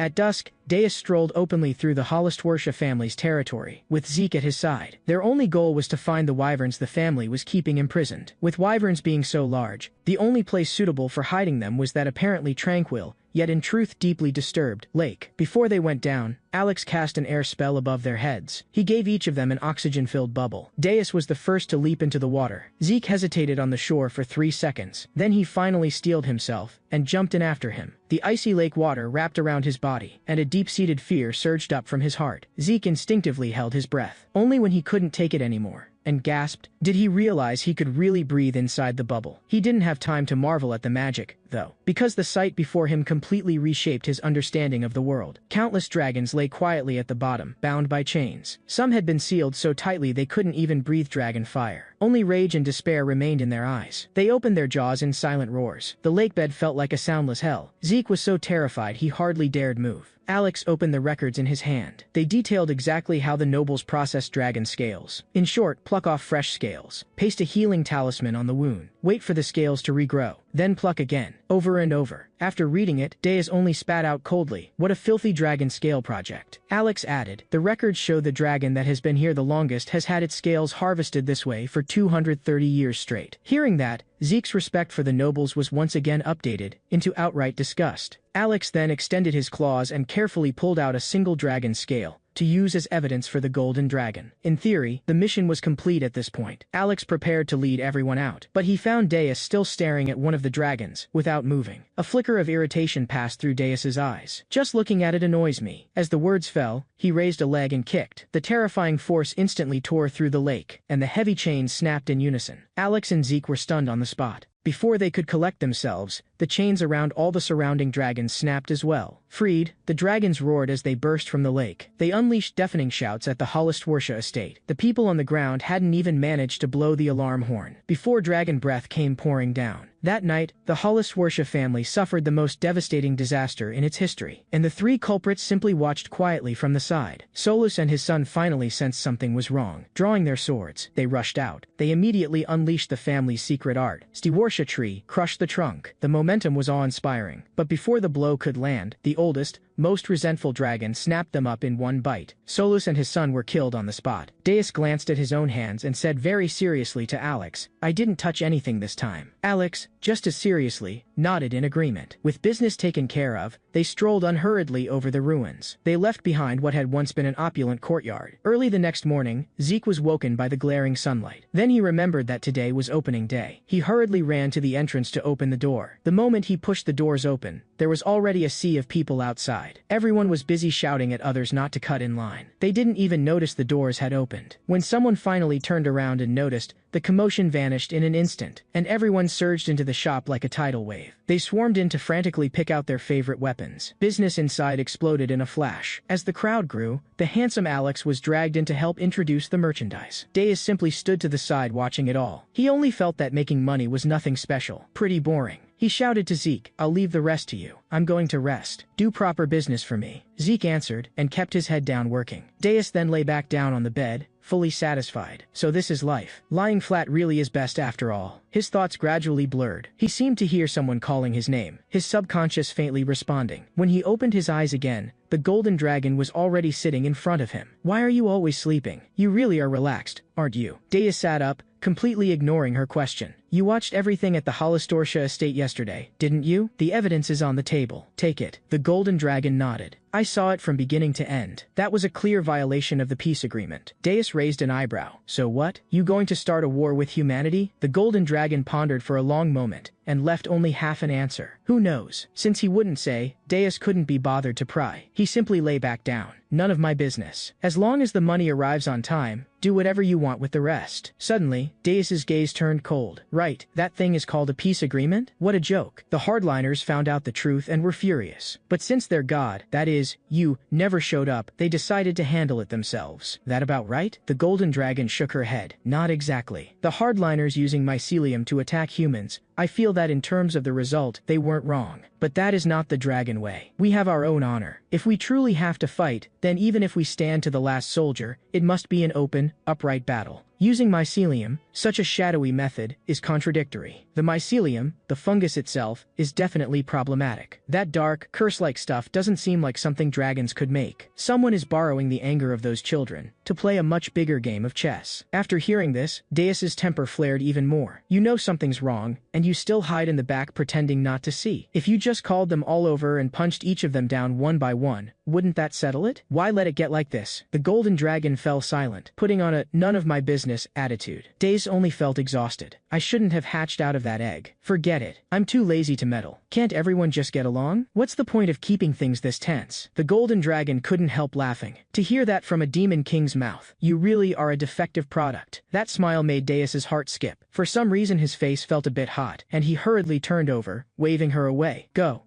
I really don't know what you're all so afraid of. If the dragons actually attacked in a group, you could wipe out humanity instantly." But the golden dragon said seriously, "No, we wouldn't win." Deus sneered. "With their shabby bloodlines? You say that because you've never seen what it was like on that day. Right now they're indeed not much, since there are still a full 20 years until their awakening. But when that day comes, everything will change. The cross-bearing heroes, even if struck down, will stand back up again and again. At first you might still laugh while trampling them, but when that scene repeats more times than you can count, you'll begin to fear their courage. When one falls, that sacred cross transfers to the next hero, and continues forward. It's like swarms of moths throwing themselves into the flames. Knowing they can't win, they still charge. When you fight such beings to the end, what you face is no longer individual humans. It is the very courage that let them defeat Demon Kings 66,580 times. And the ultimate individual formed of that courage will be your enemy 20 years from now. The final hero. Deus waved a hand to cut her off. "Enough. Get out.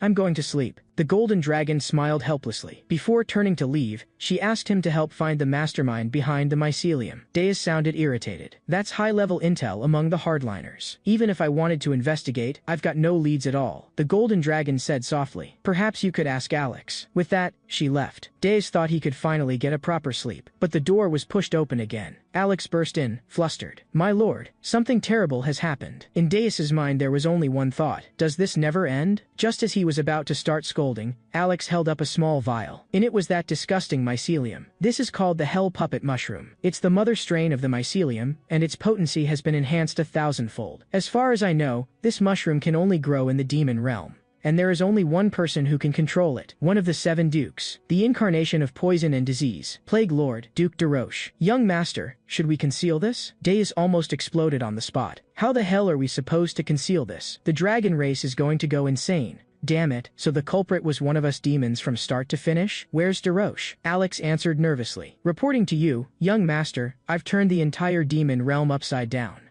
But I can't find him anywhere. His whereabouts are completely unknown. Deus felt like his brain was about to burst with anger. We even get a traitor? I just want to lie flat and coast through life. Why is that so hard? Hearing this, Alex also felt something was off. Logically, the only one who can command the 7 dukes is the master. Halfway through, he suddenly seemed to think of something. Could all of this have been orchestrated by his lord? He snuck a glance up at Deus. Only then did Deus realize. Following this chain of logic, yesterday's takedown of the dragon hunting monopoly and the shaking of the top-tier hero system, and then sending the evidence to the Golden Dragon, was equivalent to handing a knife to the hardliners. Once the peace agreement can no longer hold, there's no way the hardliners will stay silent. At that point, the traditional pattern of demons versus humans plus dragons would collapse into a 3-way free-for-all. Humans versus dragons versus demons. That would be an absurdly terrifying situation. At that thought, Alex's legs went weak. He collapsed to the ground. Deus looked blank. What are you doing? Tears welled in Alex's eyes. My lord, your subordinate was short-sighted and dull, and only now can I see your grand and beautiful design. It's only natural you'd keep a foolish servant like me in the dark. Deus was even more bewildered, but instinct told him going along with it was the right move. Exactly. You short-sighted fool. Good thing you finally get it. Otherwise I'd suffocate from holding it all in. Now I order you, under the name of atonement, set out immediately to handle this. As soon as Alex heard, he jumped to his feet, ready to leave. But he was stopped by Deus again. One question. Do gods actually exist? I've been off the Demon King job for a while now, and they haven't reacted at all. Alex answered seriously. Gods do exist, because I've seen one. At that, Deus paused for a moment. Then he asked, well, what do they look like? Alex thought it over. Honestly, I'm not sure either. At the time I only glanced from very far away. Damn it. You know nothing and still talk all high and mighty? Get out. I'm sleeping. With Deus saying that, Alex had no choice but to slink away. Lying in bed, Deus had completely lost any desire to sleep. He could only start sorting through the information so far. First possibility, the most likely one. The hardliners sought out de Roche themselves to form an alliance in order to start a war with humanity. And since the Golden Dragon wants to stop them, at this moment Deus can be said to be standing on her side. But in this situation, the Golden Dragon would think de Roche is only using the hardliners, and the true target would become Deus himself. Second possibility, the complete opposite. Humans, in order to create a legitimate reason to hunt dragons, somehow seized de Roche mycelium. Then they used it to attack themselves. In that way, the dragons would inevitably be pushed into the victim's role, and the enraged hardliners would then have an excuse to tear up the peace agreement. The third and final possibility. All of this is the Golden Dragon scheme. Alex had once said that the Golden Dragon must be hiding her identity to evade the administrators. She lives on the surface as a human. She is extremely cautious, even with magic. In other words, the Golden Dragon, as she is now, officially does not exist anywhere. As long as the Golden Dragon doesn't show herself to explain anything,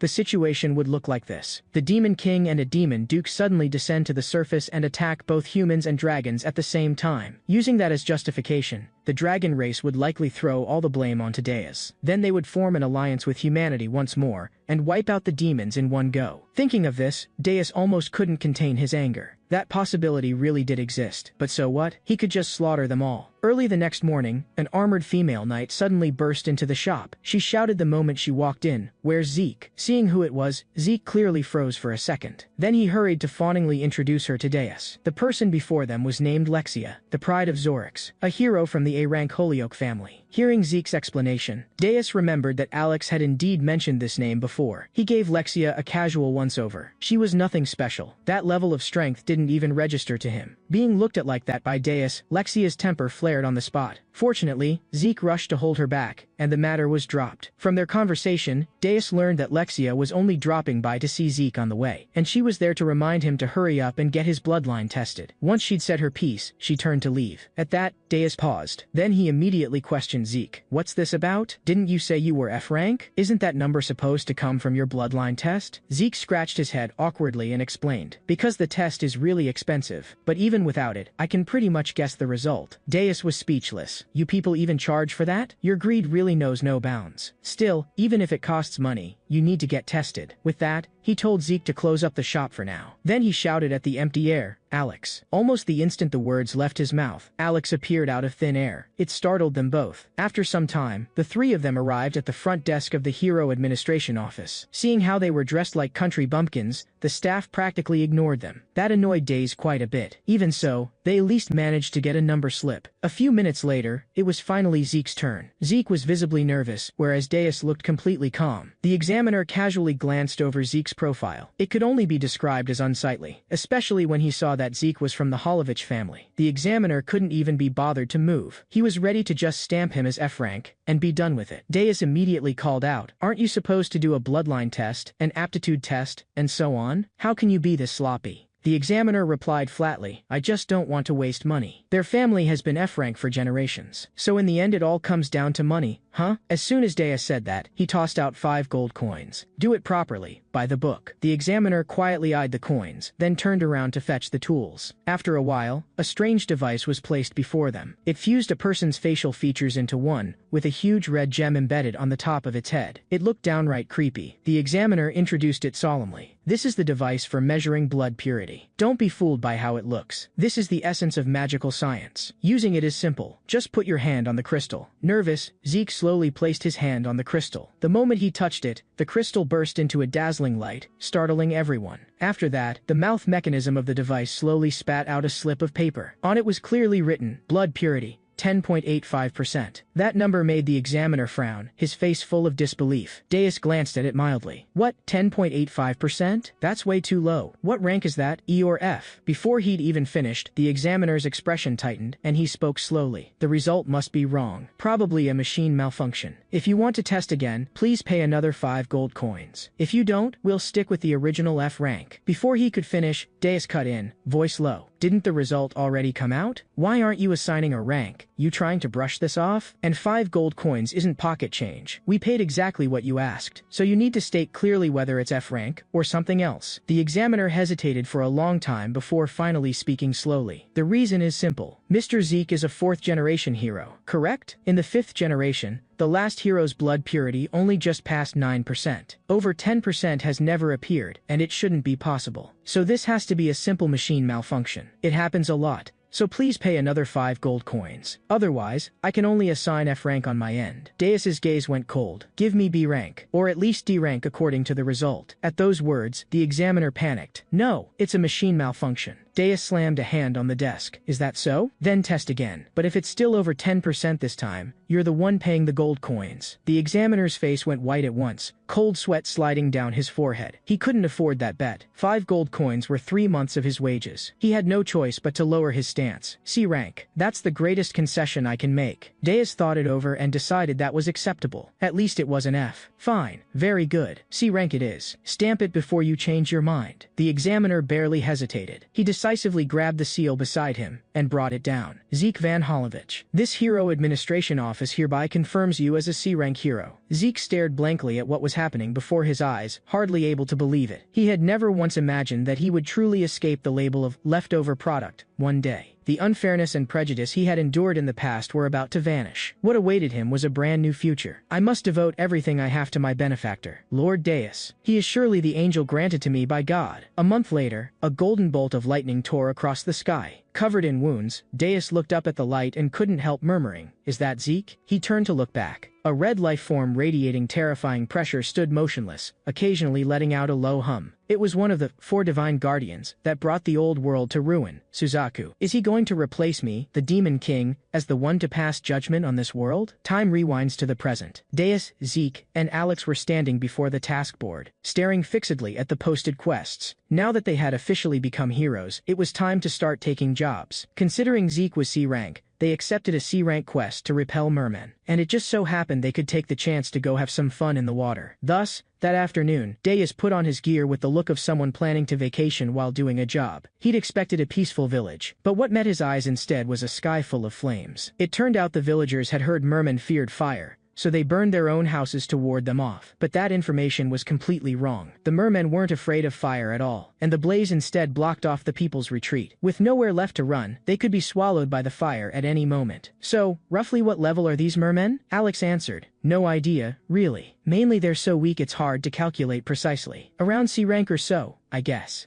Then Zeke should be able to handle them on his own, right?" Zeke looked blank. "Shouldn't be a problem, I think. Though if I went down there, I could finish this in an instant." Deus waved that off, then turned and ordered Zeke to move out immediately. Zeke was a bit surprised. Seeing his nervousness, Deus pointed straight at him and said loudly, "Zeke, remember this. You're the only hero here. I'm just a shopkeeper, and Alex is just a butler. You are a C-rank hero, officially recognized by the state. Understand, these unarmed civilians are facing a mortal threat, and they are hoping for a hero to arrive. This is your quest. The one they're waiting for is you. Go, Zeke, save them." Under this pep talk, Zeke seemed to attain enlightenment. His morale instantly maxed out as he charged toward the village, shouting at the top of his lungs. He had the momentum, but his strength was still what it was. After only a few exchanges, Zeke was sent flying and slammed into the ground, blood spraying. But for him, that kind of wound was nothing. He'd endured worse, and quickly got back on his feet. He used the shield's built-in counter skill to fling several mermen away. Yet the enemy had numbers on their side, and Zeke's 2 fists could not beat many hands. He was soon grabbed by the head and hurled aside, crashing into a nearby house. The onlookers' expressions were complicated as they watched. They thought Zeke would stay down this time, but that man stood up yet again. Raising his shield high, he charged the enemy without hesitation. There was not a trace of fear in his eyes. There was only a will completely filled with courage. He roared, "I'm a hero." Perhaps the shield sensed Zeke's resolve and began to enhance his body. His movements grew smoother and sharper, and in just a few moves, he sent the lunging mermen flying, their fate uncertain. After doing all this, he fell to his knees, gasping for breath, clearly exhausted. The crowd was startled. Just as everyone thought the enemies were dealt with, those mermen's bodies twitched, and they slowly stood back up again, seemingly uninjured. Watching this, Zeke thought to himself, "I'm so weak. My strength is too small. I can't land a killing blow at all." Elsewhere, Alex asked whether he should step in. Deus told him to wait a bit longer. After all, that guy Zeke is a hero who's fought a dragon. How could he die that easily? Hearing that, Alex had no choice but to hold back for now. Meanwhile, with his stamina nearly spent,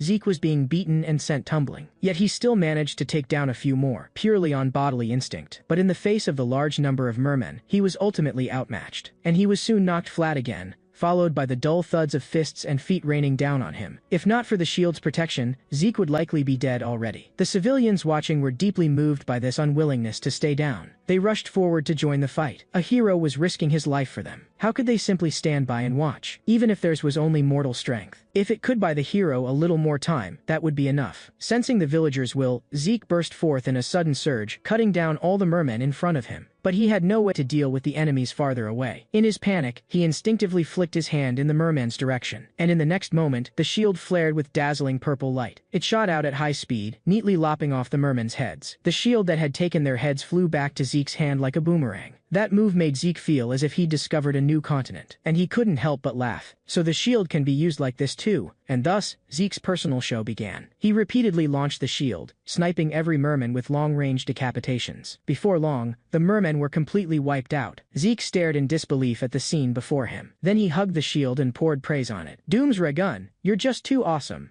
From the moment I first saw you, I knew you were definitely the best shield in the world." Right after, the civilians surrounded Zeke in a tight ring. They sincerely thanked him from the bottom of their hearts. At that moment, an angry roar came from the back of the village, the cry of mermen. Realizing there were still enemies, Zeke immediately rushed for the front lines again. This time, However, he was no longer alone. The villagers volunteered themselves, following right behind him. They all headed for the battlefield together. Deus watched the scene calmly. So this is a hero? Before we knew it, people have already begun to gather around Zeke. Beside him, Alex's face twitched slightly as he let out a dissatisfied hissing sound. What an ugly sight. It is pretty ugly. But why do I have this strange feeling inside? That kid Zeke fights better than I expected. Looks like he's grown. Somehow, compared to the pathetically weak version of him from before, this isn't half bad. Is this a sense of accomplishment? Maybe just a tiny bit. At that, Alex froze for a moment and looked at Deus with a complicated expression. What exactly are you thinking? On the other side, with his new skill and the villagers' help,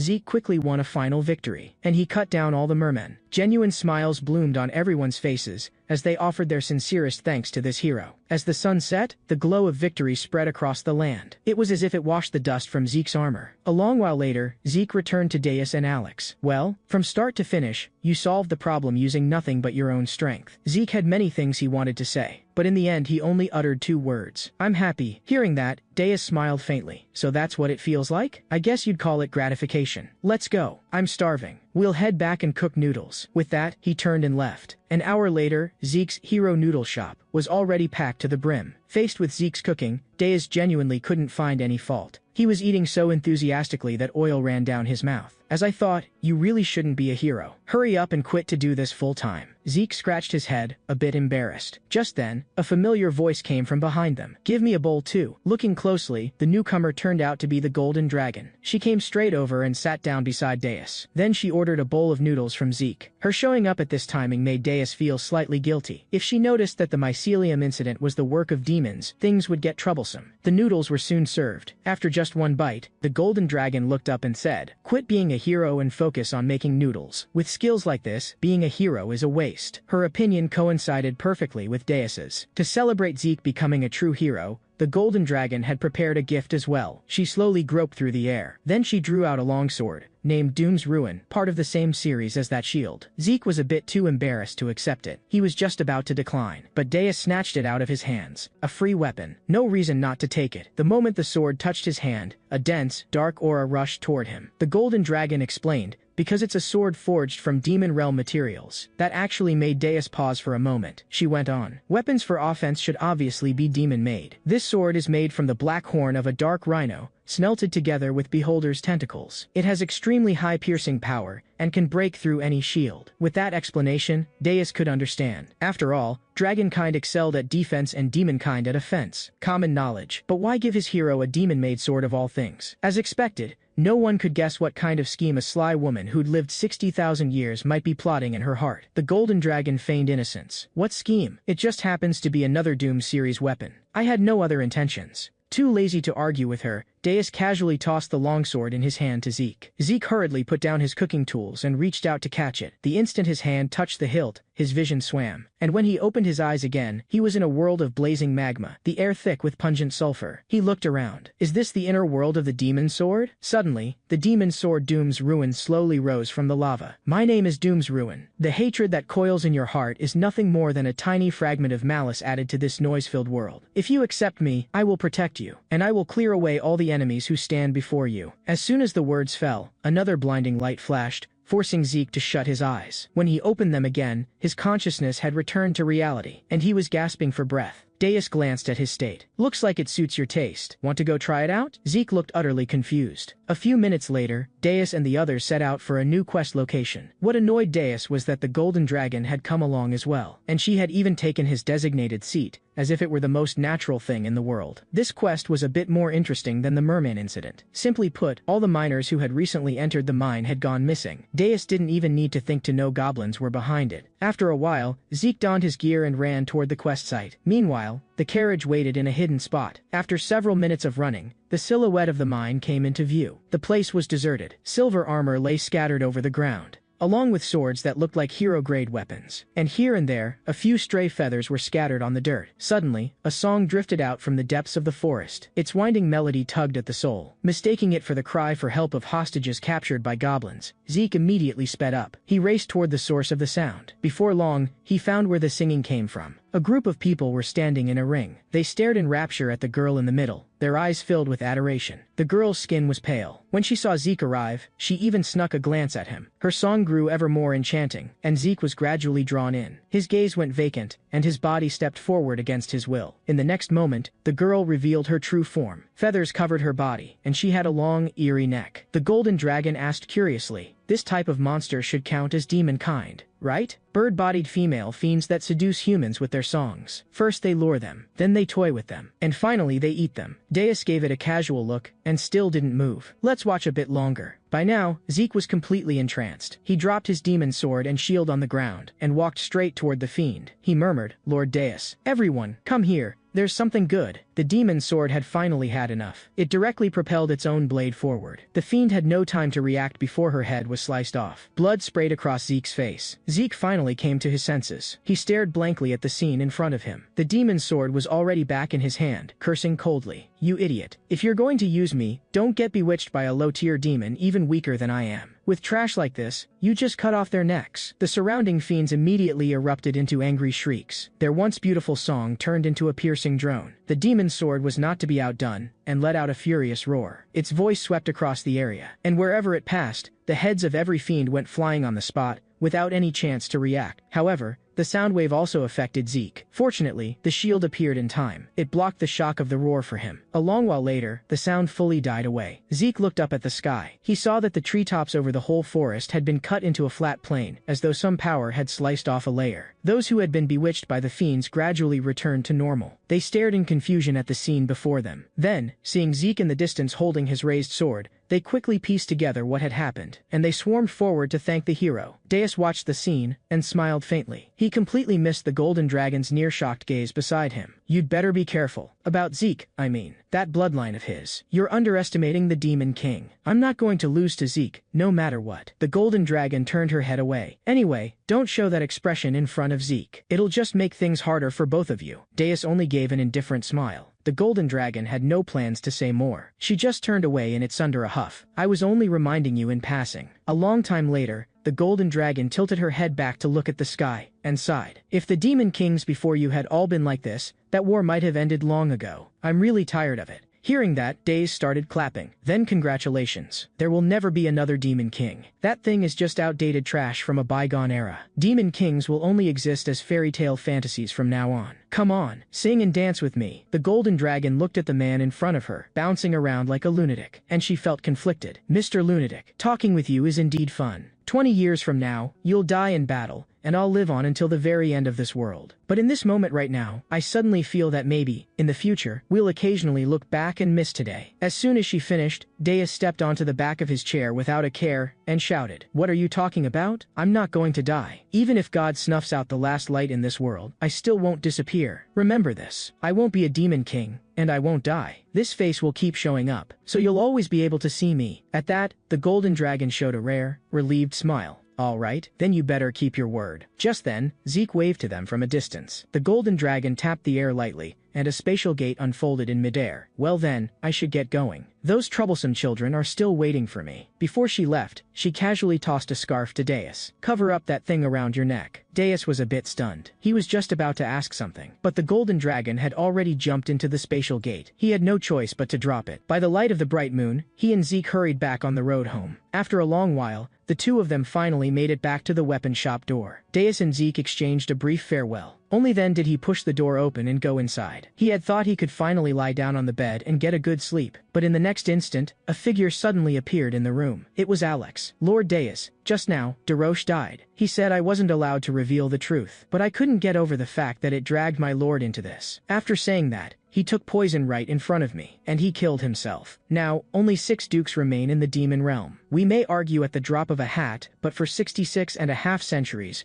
we've always fought for the demon realm together. So please answer me, my lord. Did you and Daroche have some secret that even I don't know? If it wasn't you, who else in this world could force one of the 7 demon dukes to commit suicide? Aside from you, my lord, the only other one capable of that is the god of the dragon race, the golden dragon." Deus's gaze darkened as he spoke slowly. "It wasn't the golden dragon. She was with me just now. "My lord, the golden dragon has over 10,000 avatars. Can you be sure that the one with you is the true body?" At that, Deus said no more. He only told Alex to prepare a black outfit for him. "I'm going to attend Daros' funeral." Alex bowed. "Yes, I'll prepare a color darker than night and blacker than the abyss." Sometime later, at the bottom of the world, the demon capital, Idos. Tonight, the capital did not sleep. 100 ghosts walked the night, all to pay their last respects to the fallen demon duke, Daros. Deus held Daros' portrait tightly in his arms and walked forward, step by step. Behind him marched the 6 dukes in orderly formation. At last, the 6 dukes joined their strength to slowly sink the coffin into the churning depths of magma. The funeral came to an end. Watching it all, a complicated mix of emotions churned inside Deus. I am not the Demon King, but Darosh was my family. That night, Deus went to Zeke's house to check on his injuries. When Zeke tried to get up and pour him tea, Deus raised a hand and pressed him back onto the bed. Only then did Zeke notice Deus's black clothes, and couldn't help asking, "Did someone pass away?" Deus said slowly, "Yeah, someone who always hid alone in a corner, playing games with mushrooms and herbs. He didn't talk much, so we never really chatted with him, but he was a very reliable guy. He wasn't someone anyone could just push around. And yet today of all days, he suddenly left." As he spoke, a flash of cold light shot through Deus's eyes. There aren't many in this world who can kill him, but the one who could corner him, push him to the point of suicide. No matter how I think about it, there's only one possibility. Every clue points to that bastard. Her sudden appearance was just too unreasonable. Hearing this, Zeke softly offered comfort. "Lord Deus, my father always told me, dialogue is better than suspicion." Hearing those words, a faint smile finally appeared at the corner of Deus's mouth. "All right, Zeke, get some good rest. I'll be away for a while next. During that time, I'll be counting on you to watch the shop. If I don't make it back, that shop is yours." With that, Deus stood and turned to leave. Hearing the finality in his tone, Zeke hurriedly scrambled out of bed and shouted after him. But Deus didn't look back. He was afraid that one glance might truly become the last. He only waved a hand casually. Then he spread his pitch-black wings and shot into the night sky. As he flew, countless scenes flashed through his mind, layer after layer of fake fronts. What fun! So you really were the mastermind behind everything all along. By interacting with me, you slowly lowered my guard. Then you used the chance to get close to my family. You're the only one in this world who could pull that off. Rage, frustration, humiliation, all blended into a terrifying storm inside Deus. An invisible pressure surged outward from him like crashing waves. Every person bearing hero blood almost simultaneously felt an unprecedented jolt of dread, including the Holy Sovereign of the Holy See and Holly Sea. The Holy Sovereign's brow furrowed slightly, deep in thought. Not long after, Deus arrived at the Golden Dragon's lair, the Boundary. When he stepped inside, he was greeted by the same ruined wasteland as before. However, such a cheap trick was only enough to fool others. Bracing his hands against it, he simply tore open the barrier concealing the Boundary. As the screen shattered, the true sight was laid bare in the air. Countless gigantic dragons coiled throughout. Each one was mighty enough to dominate a region. But in Deus's eyes, they were nothing more than a bunch of flying lizards. "Hey, you few dumb lizards flapping around over there, go get your mom. The grown-ups need to talk." How could the dragons endure such an insult? Gouts of dragon breath roared forth like flames of wrath. They struck toward Deus with perfect accuracy. Deus only sneered. "This human body really is useless. But showing myself here shouldn't be a problem.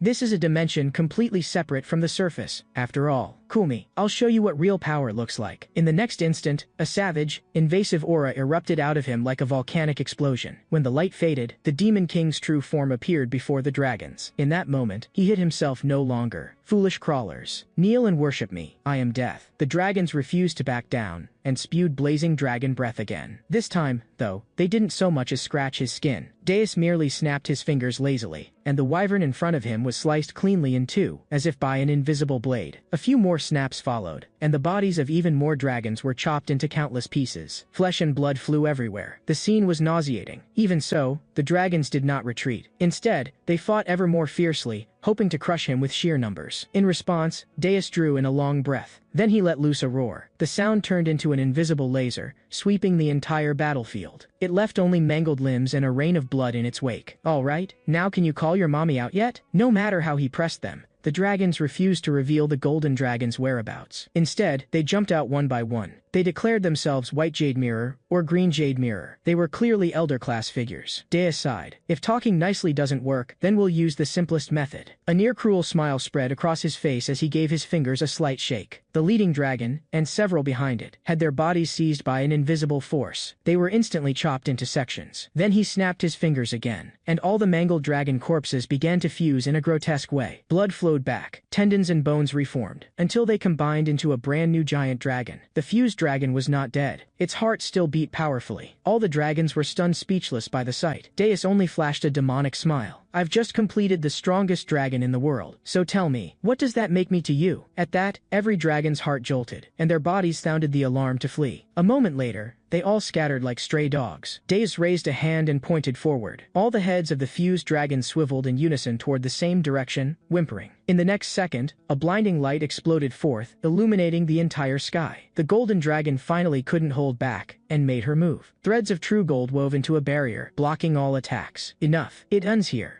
Seeing that familiar golden light, the corners of Deus's mouth curled upward despite himself. Mommy finally made her entrance. What are you doing? Chasing this mycelium business all day long. Did it infect you too? How could you turn this place into such a mess? Deus didn't answer. He simply opened his hand, and then closed it again in midair. In the next instant, all of the fused dragon's many heads spoke at once in a twisted chorus. Mom, what have you done out there? Why did we become like this? It's all Mom's fault. Hurry up and die by Lord Deus's hand. Deus's joy was almost overflowing on his face. He was clearly savoring the moment. The golden dragon couldn't bear to watch any longer. She raised her hand and shaped a soft golden light. In an instant, golden flames burst over the fused dragon's entire body. They burned it completely to ash. Children, think of it as dying an honorable death in the war against the Demon King. May you find peace. Deus snorted. Who are you praying to? That god is nowhere near you. Rage finally flared in the golden dragon's eyes. You've gone too far. Don't be ridiculous. You were the one who struck first. The golden dragon froze. Before she could retort, Deus unleashed a blast of Demon King's breath. Blood-red energy ripped through the sky. The golden dragon barely managed to dodge aside, but the children behind her suffered for it. Even the boundary's barrier was shattered by that single blow. After a single second of silence, golden light flared in the golden dragon's eyes. The next moment, Deus realized he'd been shifted into the inner layer of the boundary space. Interesting, isn't it? This is my consciousness world. The damage outside is too great. So here, you can go wild however you please, until only one of us walks out alive. Nice place. I like it. Deus was about to launch another attack when the golden dragon suddenly spoke. Demon King, I originally thought our relationship had come a little closer. Seems I was mistaken. Looking at that thoroughly wronged expression on her face, Deus only grew angrier. Don't put on that fake, innocent look. Who's next on your list? Alex, or someone else? The golden dragon was utterly baffled. What on earth have you been rambling about all this time?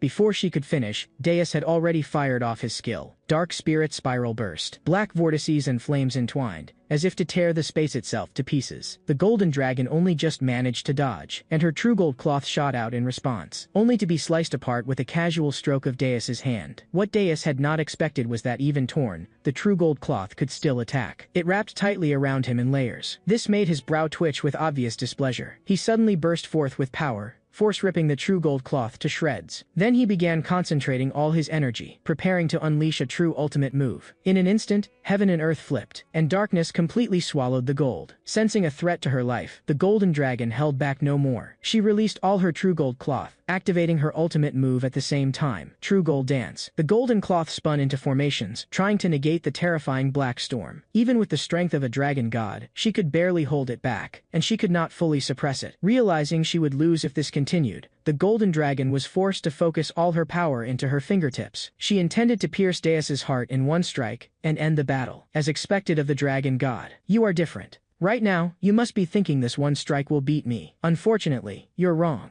I'll show you what true darkness is. As he spoke, Deus's aura surged once more, and countless skulls rolled out from the darkness, covering the sky. The golden dragon had no time to dodge. She took the hit head-on. The consciousness space crumbled apart with it. When the light faded, Deus stood naked in the shattered space. He held the golden dragon's severed arm in his hand. Outside, the dragons burned with fury at the sight, but not one dared take a step forward. They had already witnessed what he could do. Deus tossed the dismembered arm toward the dragon horde with disdain. A dragon caught it carefully. Its eyes brimmed with tears, yet it was utterly helpless. Deus couldn't be bothered to look longer. With a casual sweep of his hand, he shattered the boundary's barrier again. Just as he was about to leave, a dragon's enraged roar rang out behind him. Demon King, our race will never forget this moment. No matter if 10,000 or 100 million years pass, until the day God takes this world back, We will etch today's disgrace into our words, our writings, our wrinkles, and all our power. We will pass it down through the generations, and curse you forever." Deus only smiled lightly. "Suit yourselves. Do whatever you like." With that, he stepped through the barrier and shot away at high speed. By the time he reached the ruin's exterior, Alex was already waiting there. "I've avenged Darosh." Alex lowered his head. "For a while, I thought you had abandoned the demon realm." Deus looked up at the full moon hanging in the night sky. "You're not wrong. I have abandoned the demon realm, and I've shaken off so-called fate as well. Dios, that's who I am." Alex could no longer hold back and called out loudly, "My lord, you, Darosh was my family. I only avenged my family's death, nothing more. Let's go back to Zorix." With that, Deus spread his wings and shot into the sky. A few minutes later, Deus returned to his bedroom. He sat wearily at the edge of the bed. "All right, it's about time you came out." As soon as he spoke, a golden light flared behind him, and a familiar voice followed. "Hee hee, did you catch on?" The next second, the golden dragon stepped out of a spatial fold. "I thought I'd hidden myself perfectly, but in the end, a demon king is still a demon king." Faced with this uninvited guest, Deus had no intention of being polite. He grabbed her arm and slammed her against the wall. "Drop the disgusting act. Explain yourself. Why did you suddenly switch to an avatar at the last moment and fake being killed by me? You were clearly the real body at the start." The golden dragon seemed to have expected this question. "Your performance was pretty good too. Thanks for deliberately showing off my avatar card in front of my children. I'd actually worried you might notice." Her words made Deus pause. She went on. "I knew from the beginning that the mycelium was Darosh's. Back then, I also thought you were the mastermind. But after you stormed into the boundary, I changed my mind. Maybe someone is using us, and that someone might be hiding among us." Hearing that, Deus found it somewhat reasonable. He slowly let go of her. "My head's about to explode. Honestly, I really don't want to stay mixed up in this. But if I'm the only one who pulls out, it feels like all the blame will end up dumped on me. So how about this? We dig out that rat hiding in the dark together. What do you say?" He still sounded a bit skeptical. "Don't you hate me? I beat your kids into that state." The golden dragon forced down her anger. "Of course I want to snap your neck right now.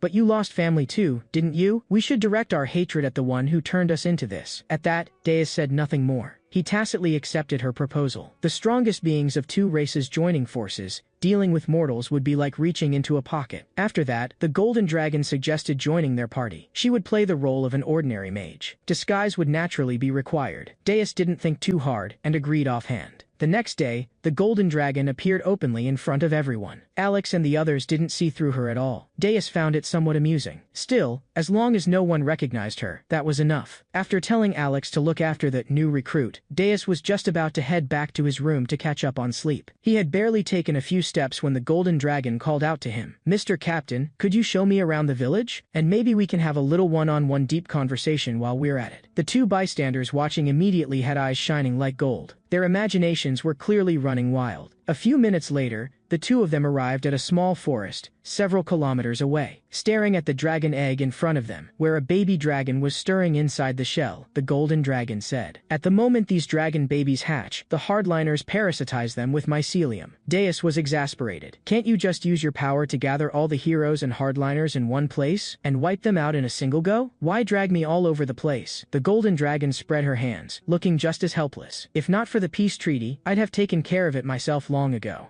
And besides, if I make a rash move, the gods will definitely start getting suspicious of me." Deus was about to press her further, but the egg was already cracking. The dragon baby poked out its head, startling the golden dragon. Seeing this, she pulled Deus into the grass to hide. They quietly waited for the hardliner members to appear. Before long, the hatchling's cries drew a black dragon. The golden dragon whispered, "That's one of the hardliners. Obsidian Dragon Zone." One soon locked onto the location, a black silhouette fell from the sky. It shifted into human form. He had a striking figure, but his face practically had the words villain written on it. One look was enough to know he was no good dragon. Soon after, two more dragons flew in from a distance. The blue one was named Ogun. The red one was Julia. Both also transformed into human form as they landed. These two at least looked more normal. After a brief exchange of greetings, Ogun took the mycelium and slowly approached the dragon baby. "Caught them red-handed, huh?" Deus flexed his wrists. "I'll go deal with the three of them right now." The golden dragon quickly stopped him. "No, you can't kill them. We still have a lot of intel to extract. And if we kill them now, it could throw the future situation into unpredictable chaos. Heh, if I can't kill them, then a bit of violence and torture should be fine, right?" The golden dragon hesitated for a moment. Then she only said, "Don't hit too hard." With permission given, Deus used a blink step. He appeared directly in front of them. He grabbed the hand Ogun was using to hold the mycelium and gave a light twist. He snapped the whole arm. "Nice to meet you. I'm Deus." Seeing things go south,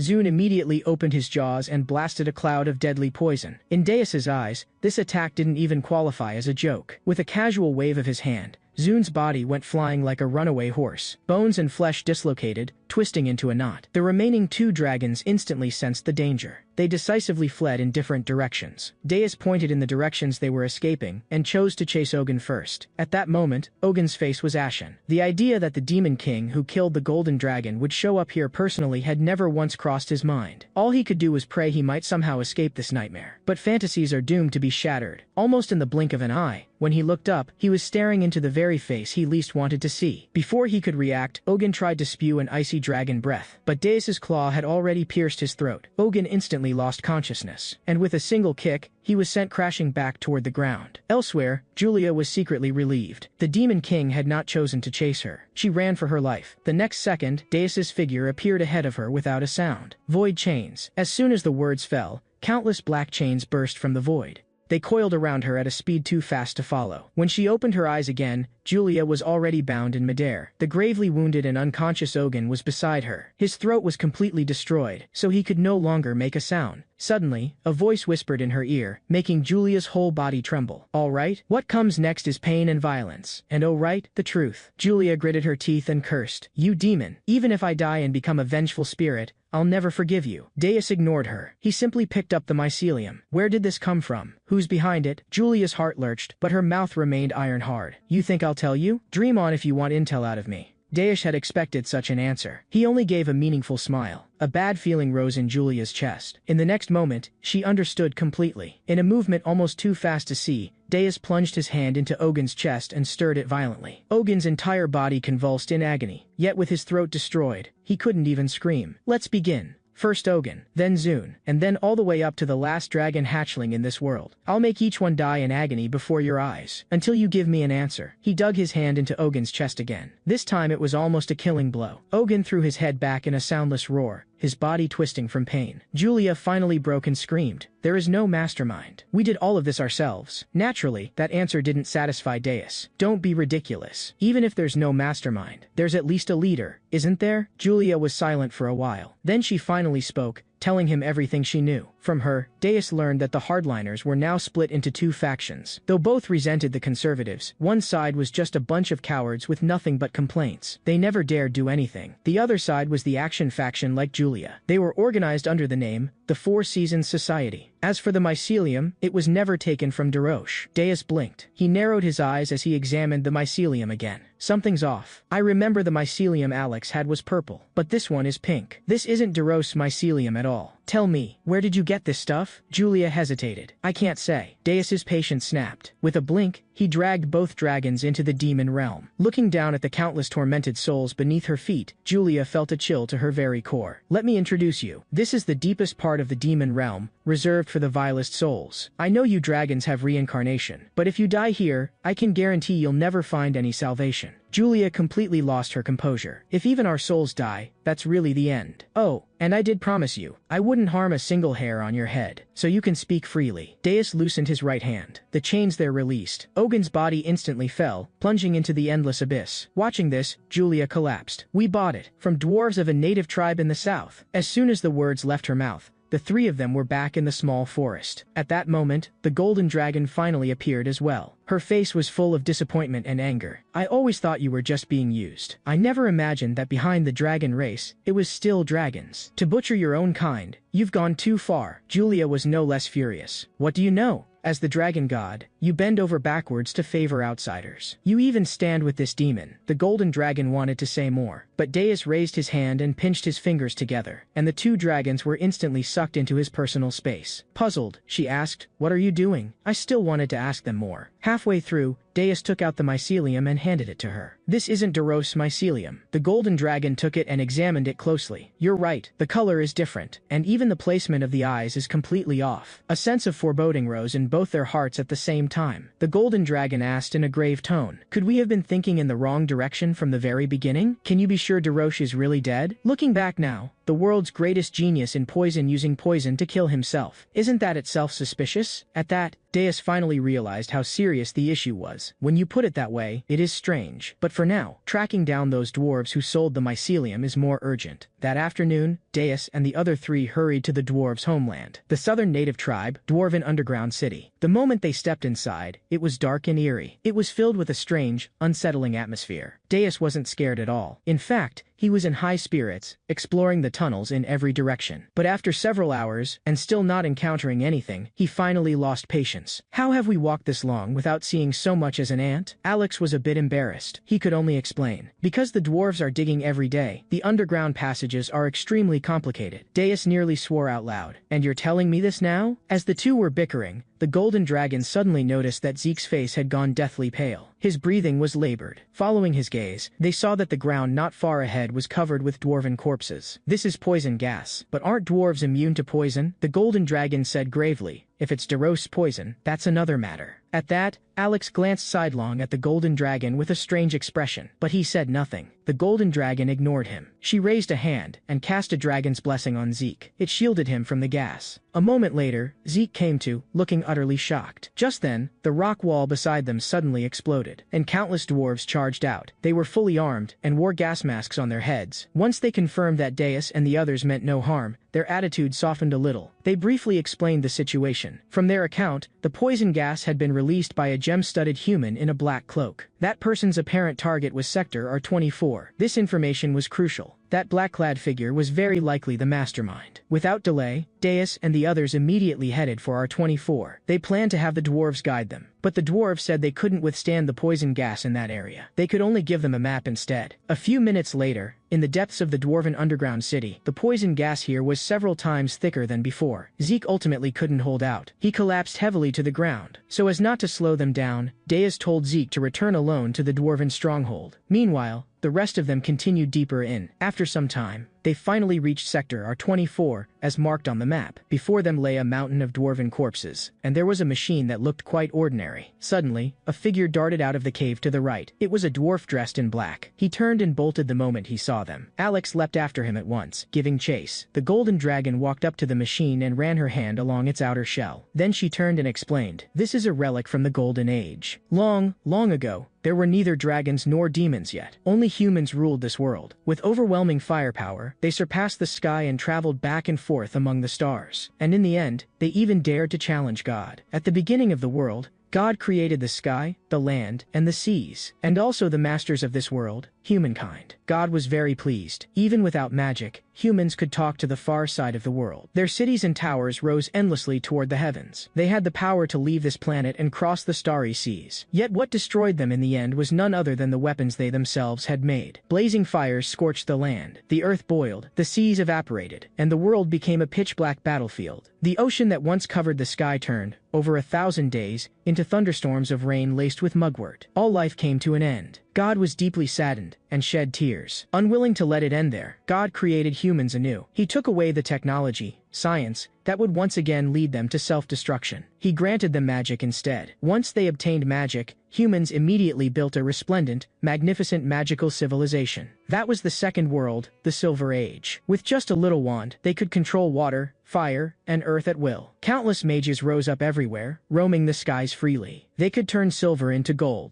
They could call wind and rain as they pleased, and they could even resurrect the dead. Yet such a beautiful civilization could not last long either. To claim the source of magic, the ownership of magic stones, humans started a 500-year war. And once again, they drove themselves to ruin. God shed tears once more. And then came this world, the Age of Chaos. Your demon race and our dragon race were born at that moment. Having learned from the first two attempts, God reshaped the world again. The Horsea continent was given to humans. The underground, to the burrowing dwarves. Purgatory became the nest of demons. And the boundary, born from the magic wars of the Silver Age, became the foundation of our dragon race. After listening, Deus chuckled chuckled quietly. Interesting. The Golden Age lasted 80 centuries. The Silver Age even less, extinct in 20. Yet the era most dangerous to humans, what you call the Age of Chaos, is the one where they've survived the longest. Of course, they've lost the ability to cross the starry seas, and they can no longer command everything with magic. The Golden Dragon looked a little desolate as she spoke slowly. Perhaps that's just right.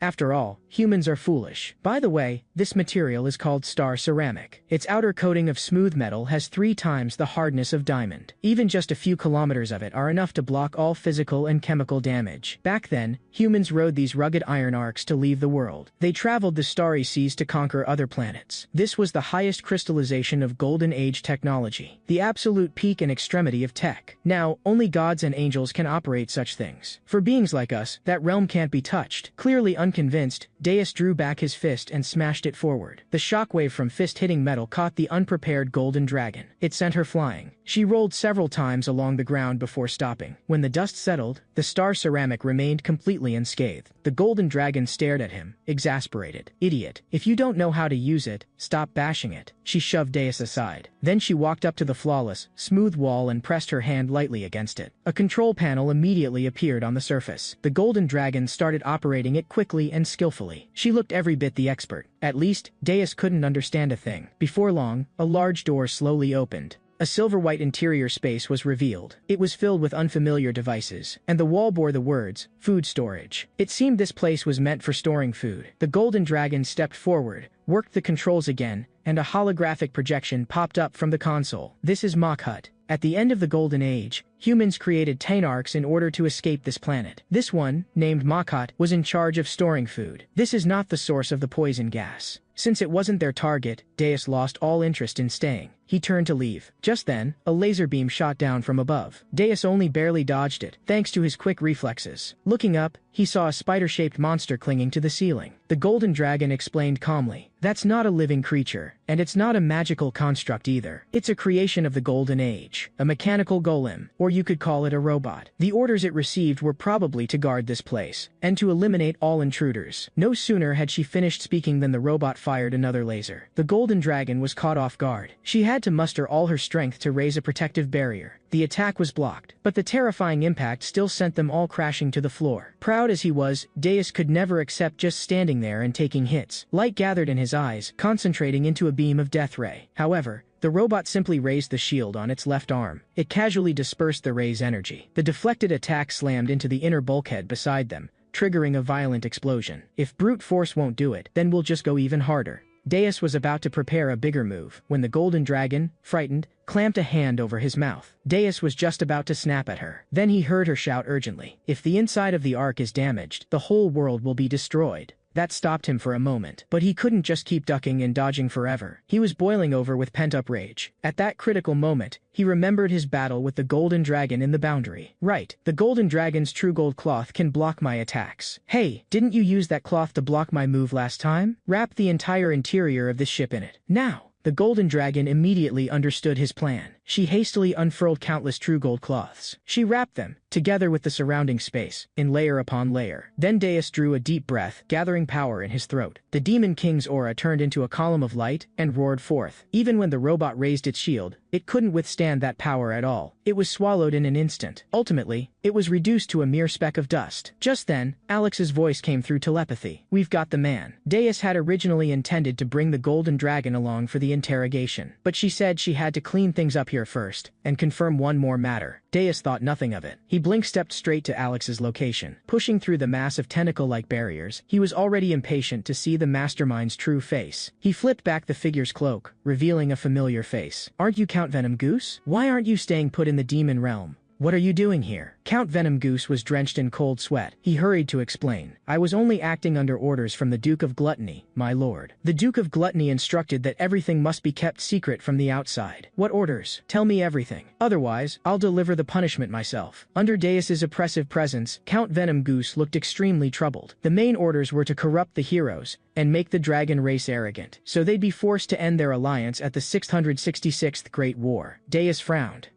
"I never gave such orders." "Did Deroche set this up himself? Lord Darosh said that the Demon King had betrayed the demon realm, so this had to be done. But then I don't know what happened. No matter how many telegrams I sent, there was never any reply. So I could only keep waiting here without end. Deus could only feel exasperated. That's because Darosh is already dead. He suddenly committed suicide. Count Venomibus' face drained of color at that. Lord Darosh couldn't possibly. No, that has to be that one's doing. The White Dragon, head of the Hardliners. It was she who came to me in the first place, and she proposed meeting with Darosh. She said she wanted to join forces with the demon realm, to drive humans completely off this land. Those words struck Deus's mind like a bolt of lightning. And then, what else did the White Dragon say? Count Venom Goose shook his head. After that, I just received orders to disguise myself as a dwarf and go undercover here. I know nothing about what happened next. Deus pressed him about the origin of the mycelium. On that point, Count Venom Goose truly knew nothing. He looked completely confused, and it was clearly genuine. At that moment, the Golden Dragon arrived on the scene as well, and she said coolly, "No need to ask. He really doesn't know anything. The real mastermind is that White Dragon." Just then, Count Venom Goose suddenly blurted out, "My lord, I do know their stronghold is at Agiata Gorge." Deus looked baffled. Agiata? Where's that supposed to be? The Golden Dragon gave an awkward little smile. It's an early dragon burial ground. For dragons, it's the same as this place is for dwarves, a holy land. And because it's so sacred, hardly anyone ever goes in or out. I have to admit, it's a very cunning hiding spot. It's located at the far end path Zorix. Given the distance, Deus decided they should return to Zorix to rest before setting out again. The Golden Dragon was understandably puzzled, but she didn't dare object. Before leaving, Deus told Alex to spare Count Venomous' life. From today on, live freely for yourself. 7 hours later, in Zorix village, Deus and the Golden Dragon walked into Zeke's hero noodle shop. Deus ordered a bowl of noodles and devoured it. The Golden Dragon downed cup after cup of liquor, her face already a flushed red. Zeke was just about to advise moderation, but Alex stopped him with a raised hand. It's easier to conceive the next generation when they're drunk. The moment those words left his mouth, Deus lost it. He compressed the space around his fingers, pinching as if to crumple Alex into a ball. At that instant, a man in a black cloak appeared silently. "Pardon the interruption. I'm a Holly C investigator, Cadenza." "Zeke, I'm here for you." Zeke panicked. "What do you need me for?" Cadenza wore his usual gentle smile. "Nothing major. It's just that according to our information, you had no means of paying 5 gold coins, yet suddenly underwent a rank evaluation, and somehow obtained C rank. On this basis, we can't help but reasonably suspect that some improper conduct may have been involved." Zeke broke out in a cold sweat under his words. The man completely ignored Deus. It irritated him greatly. "Get lost. Don't block our business." Cadenza grinned. "I'm curious, what was Zeke's blood purity result? Isn't it on the report? Go read it yourself." "Oh, I have. I read it already." "Precisely because I did. I wanted to ask if you remember the percentage." A flash of murderous light slipped through Alex's eyes. Cadenza suddenly turned to Zeke. "Zeke, did you forget to? To be honest, I don't believe the 4.2% written in the report." Zeke forced a laugh and pretended to be calm. "It was 4.2%, that's right.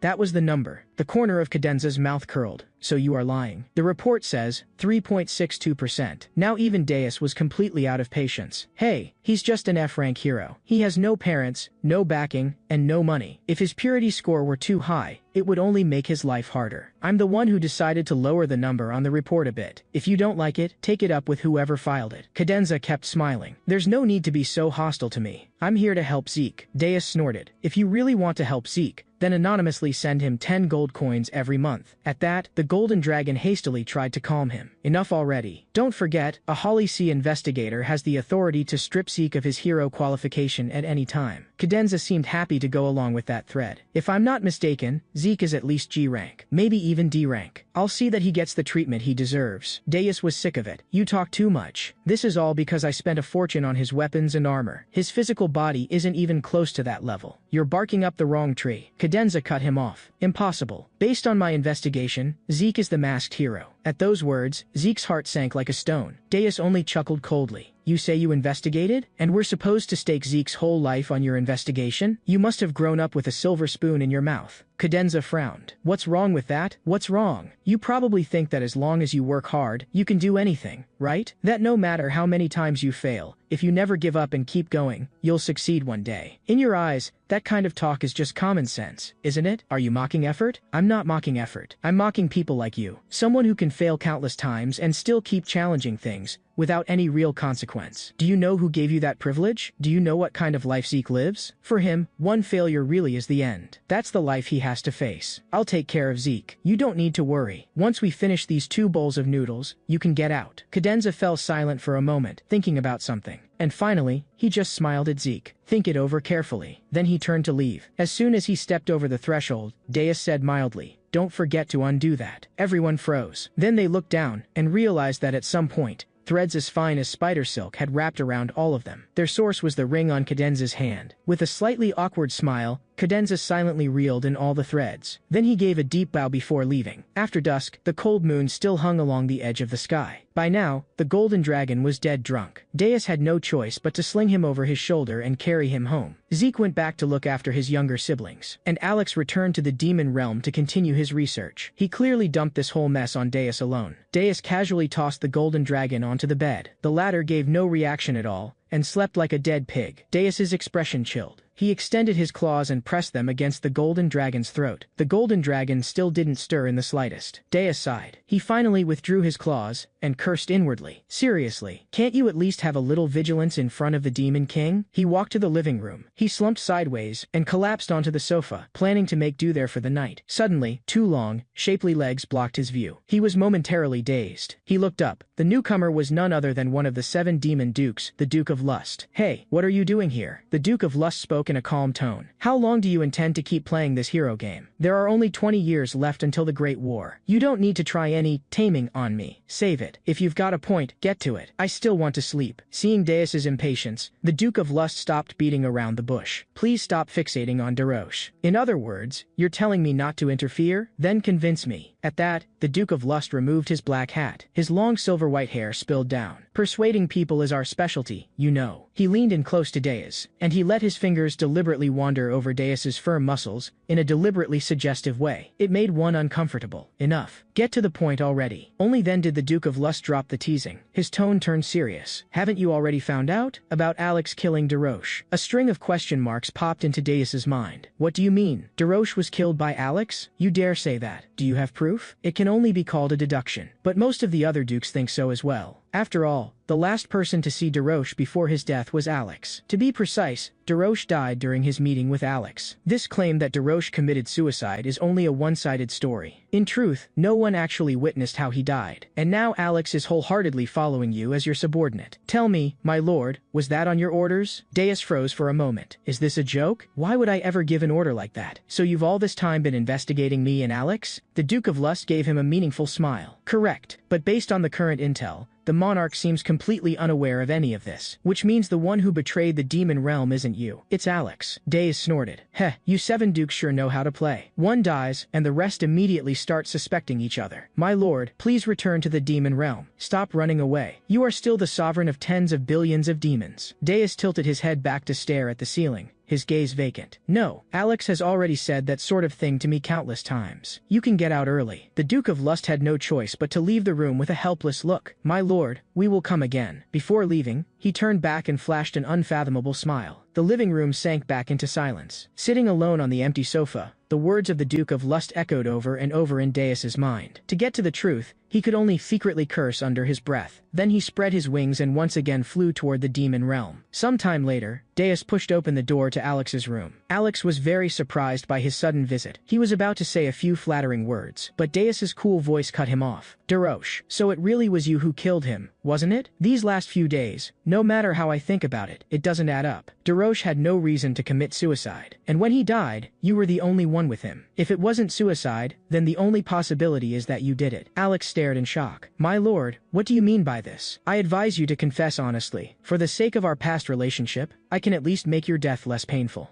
At those words, Alex dropped to his knees on the spot. "My lord, all my life I have only drawn my blade in the demon realm, and only for the demon realm. For that, I've long been ready to face death at any time. I may dislike the other dukes, but I would never harm them. That would only weaken the demon realm's strength. The 666th Great War has already lost Darosh, and it has lost you, my lord. If it loses me as well, the demon realm is certain to be defeated. So even if I must pay any price, I absolutely cannot die here. By the end, his eyes were full of grim resolve. Deus looked at him. Then he quietly dispersed the demonic energy that had gathered in his palm. All right, I'll count that as you passing. Alex blinked. So you were testing me just now? I thought today was. Don't get worked up. It was the Duke of Lust who said you killed Darosh. Not that it's surprising. You 7 dukes have always doubted one another. But it doesn't matter. Tomorrow, with the Golden Dragon, we'll be able to nab the one behind the Four Seasons Society anyway. Alex seemed pensive. But was the Golden Dragon really killed by you, my lord? Deus deliberately changed the subject. Enough. Don't ask what you shouldn't. And from now on, for the next few days, you'd better stay out of sight. Right now you're the prime suspect. With that, he turned to leave. Alex suddenly called out to him. My lord, how about we just stop here? I don't want to keep digging into this. Let everything go back to how it was, all right? Deus laughed. Oh, you mean let me go back to being Demon King, then die in 20 years? No, you're not the same as the past 665 Demon Kings. This time the Demon Realm can definitely win.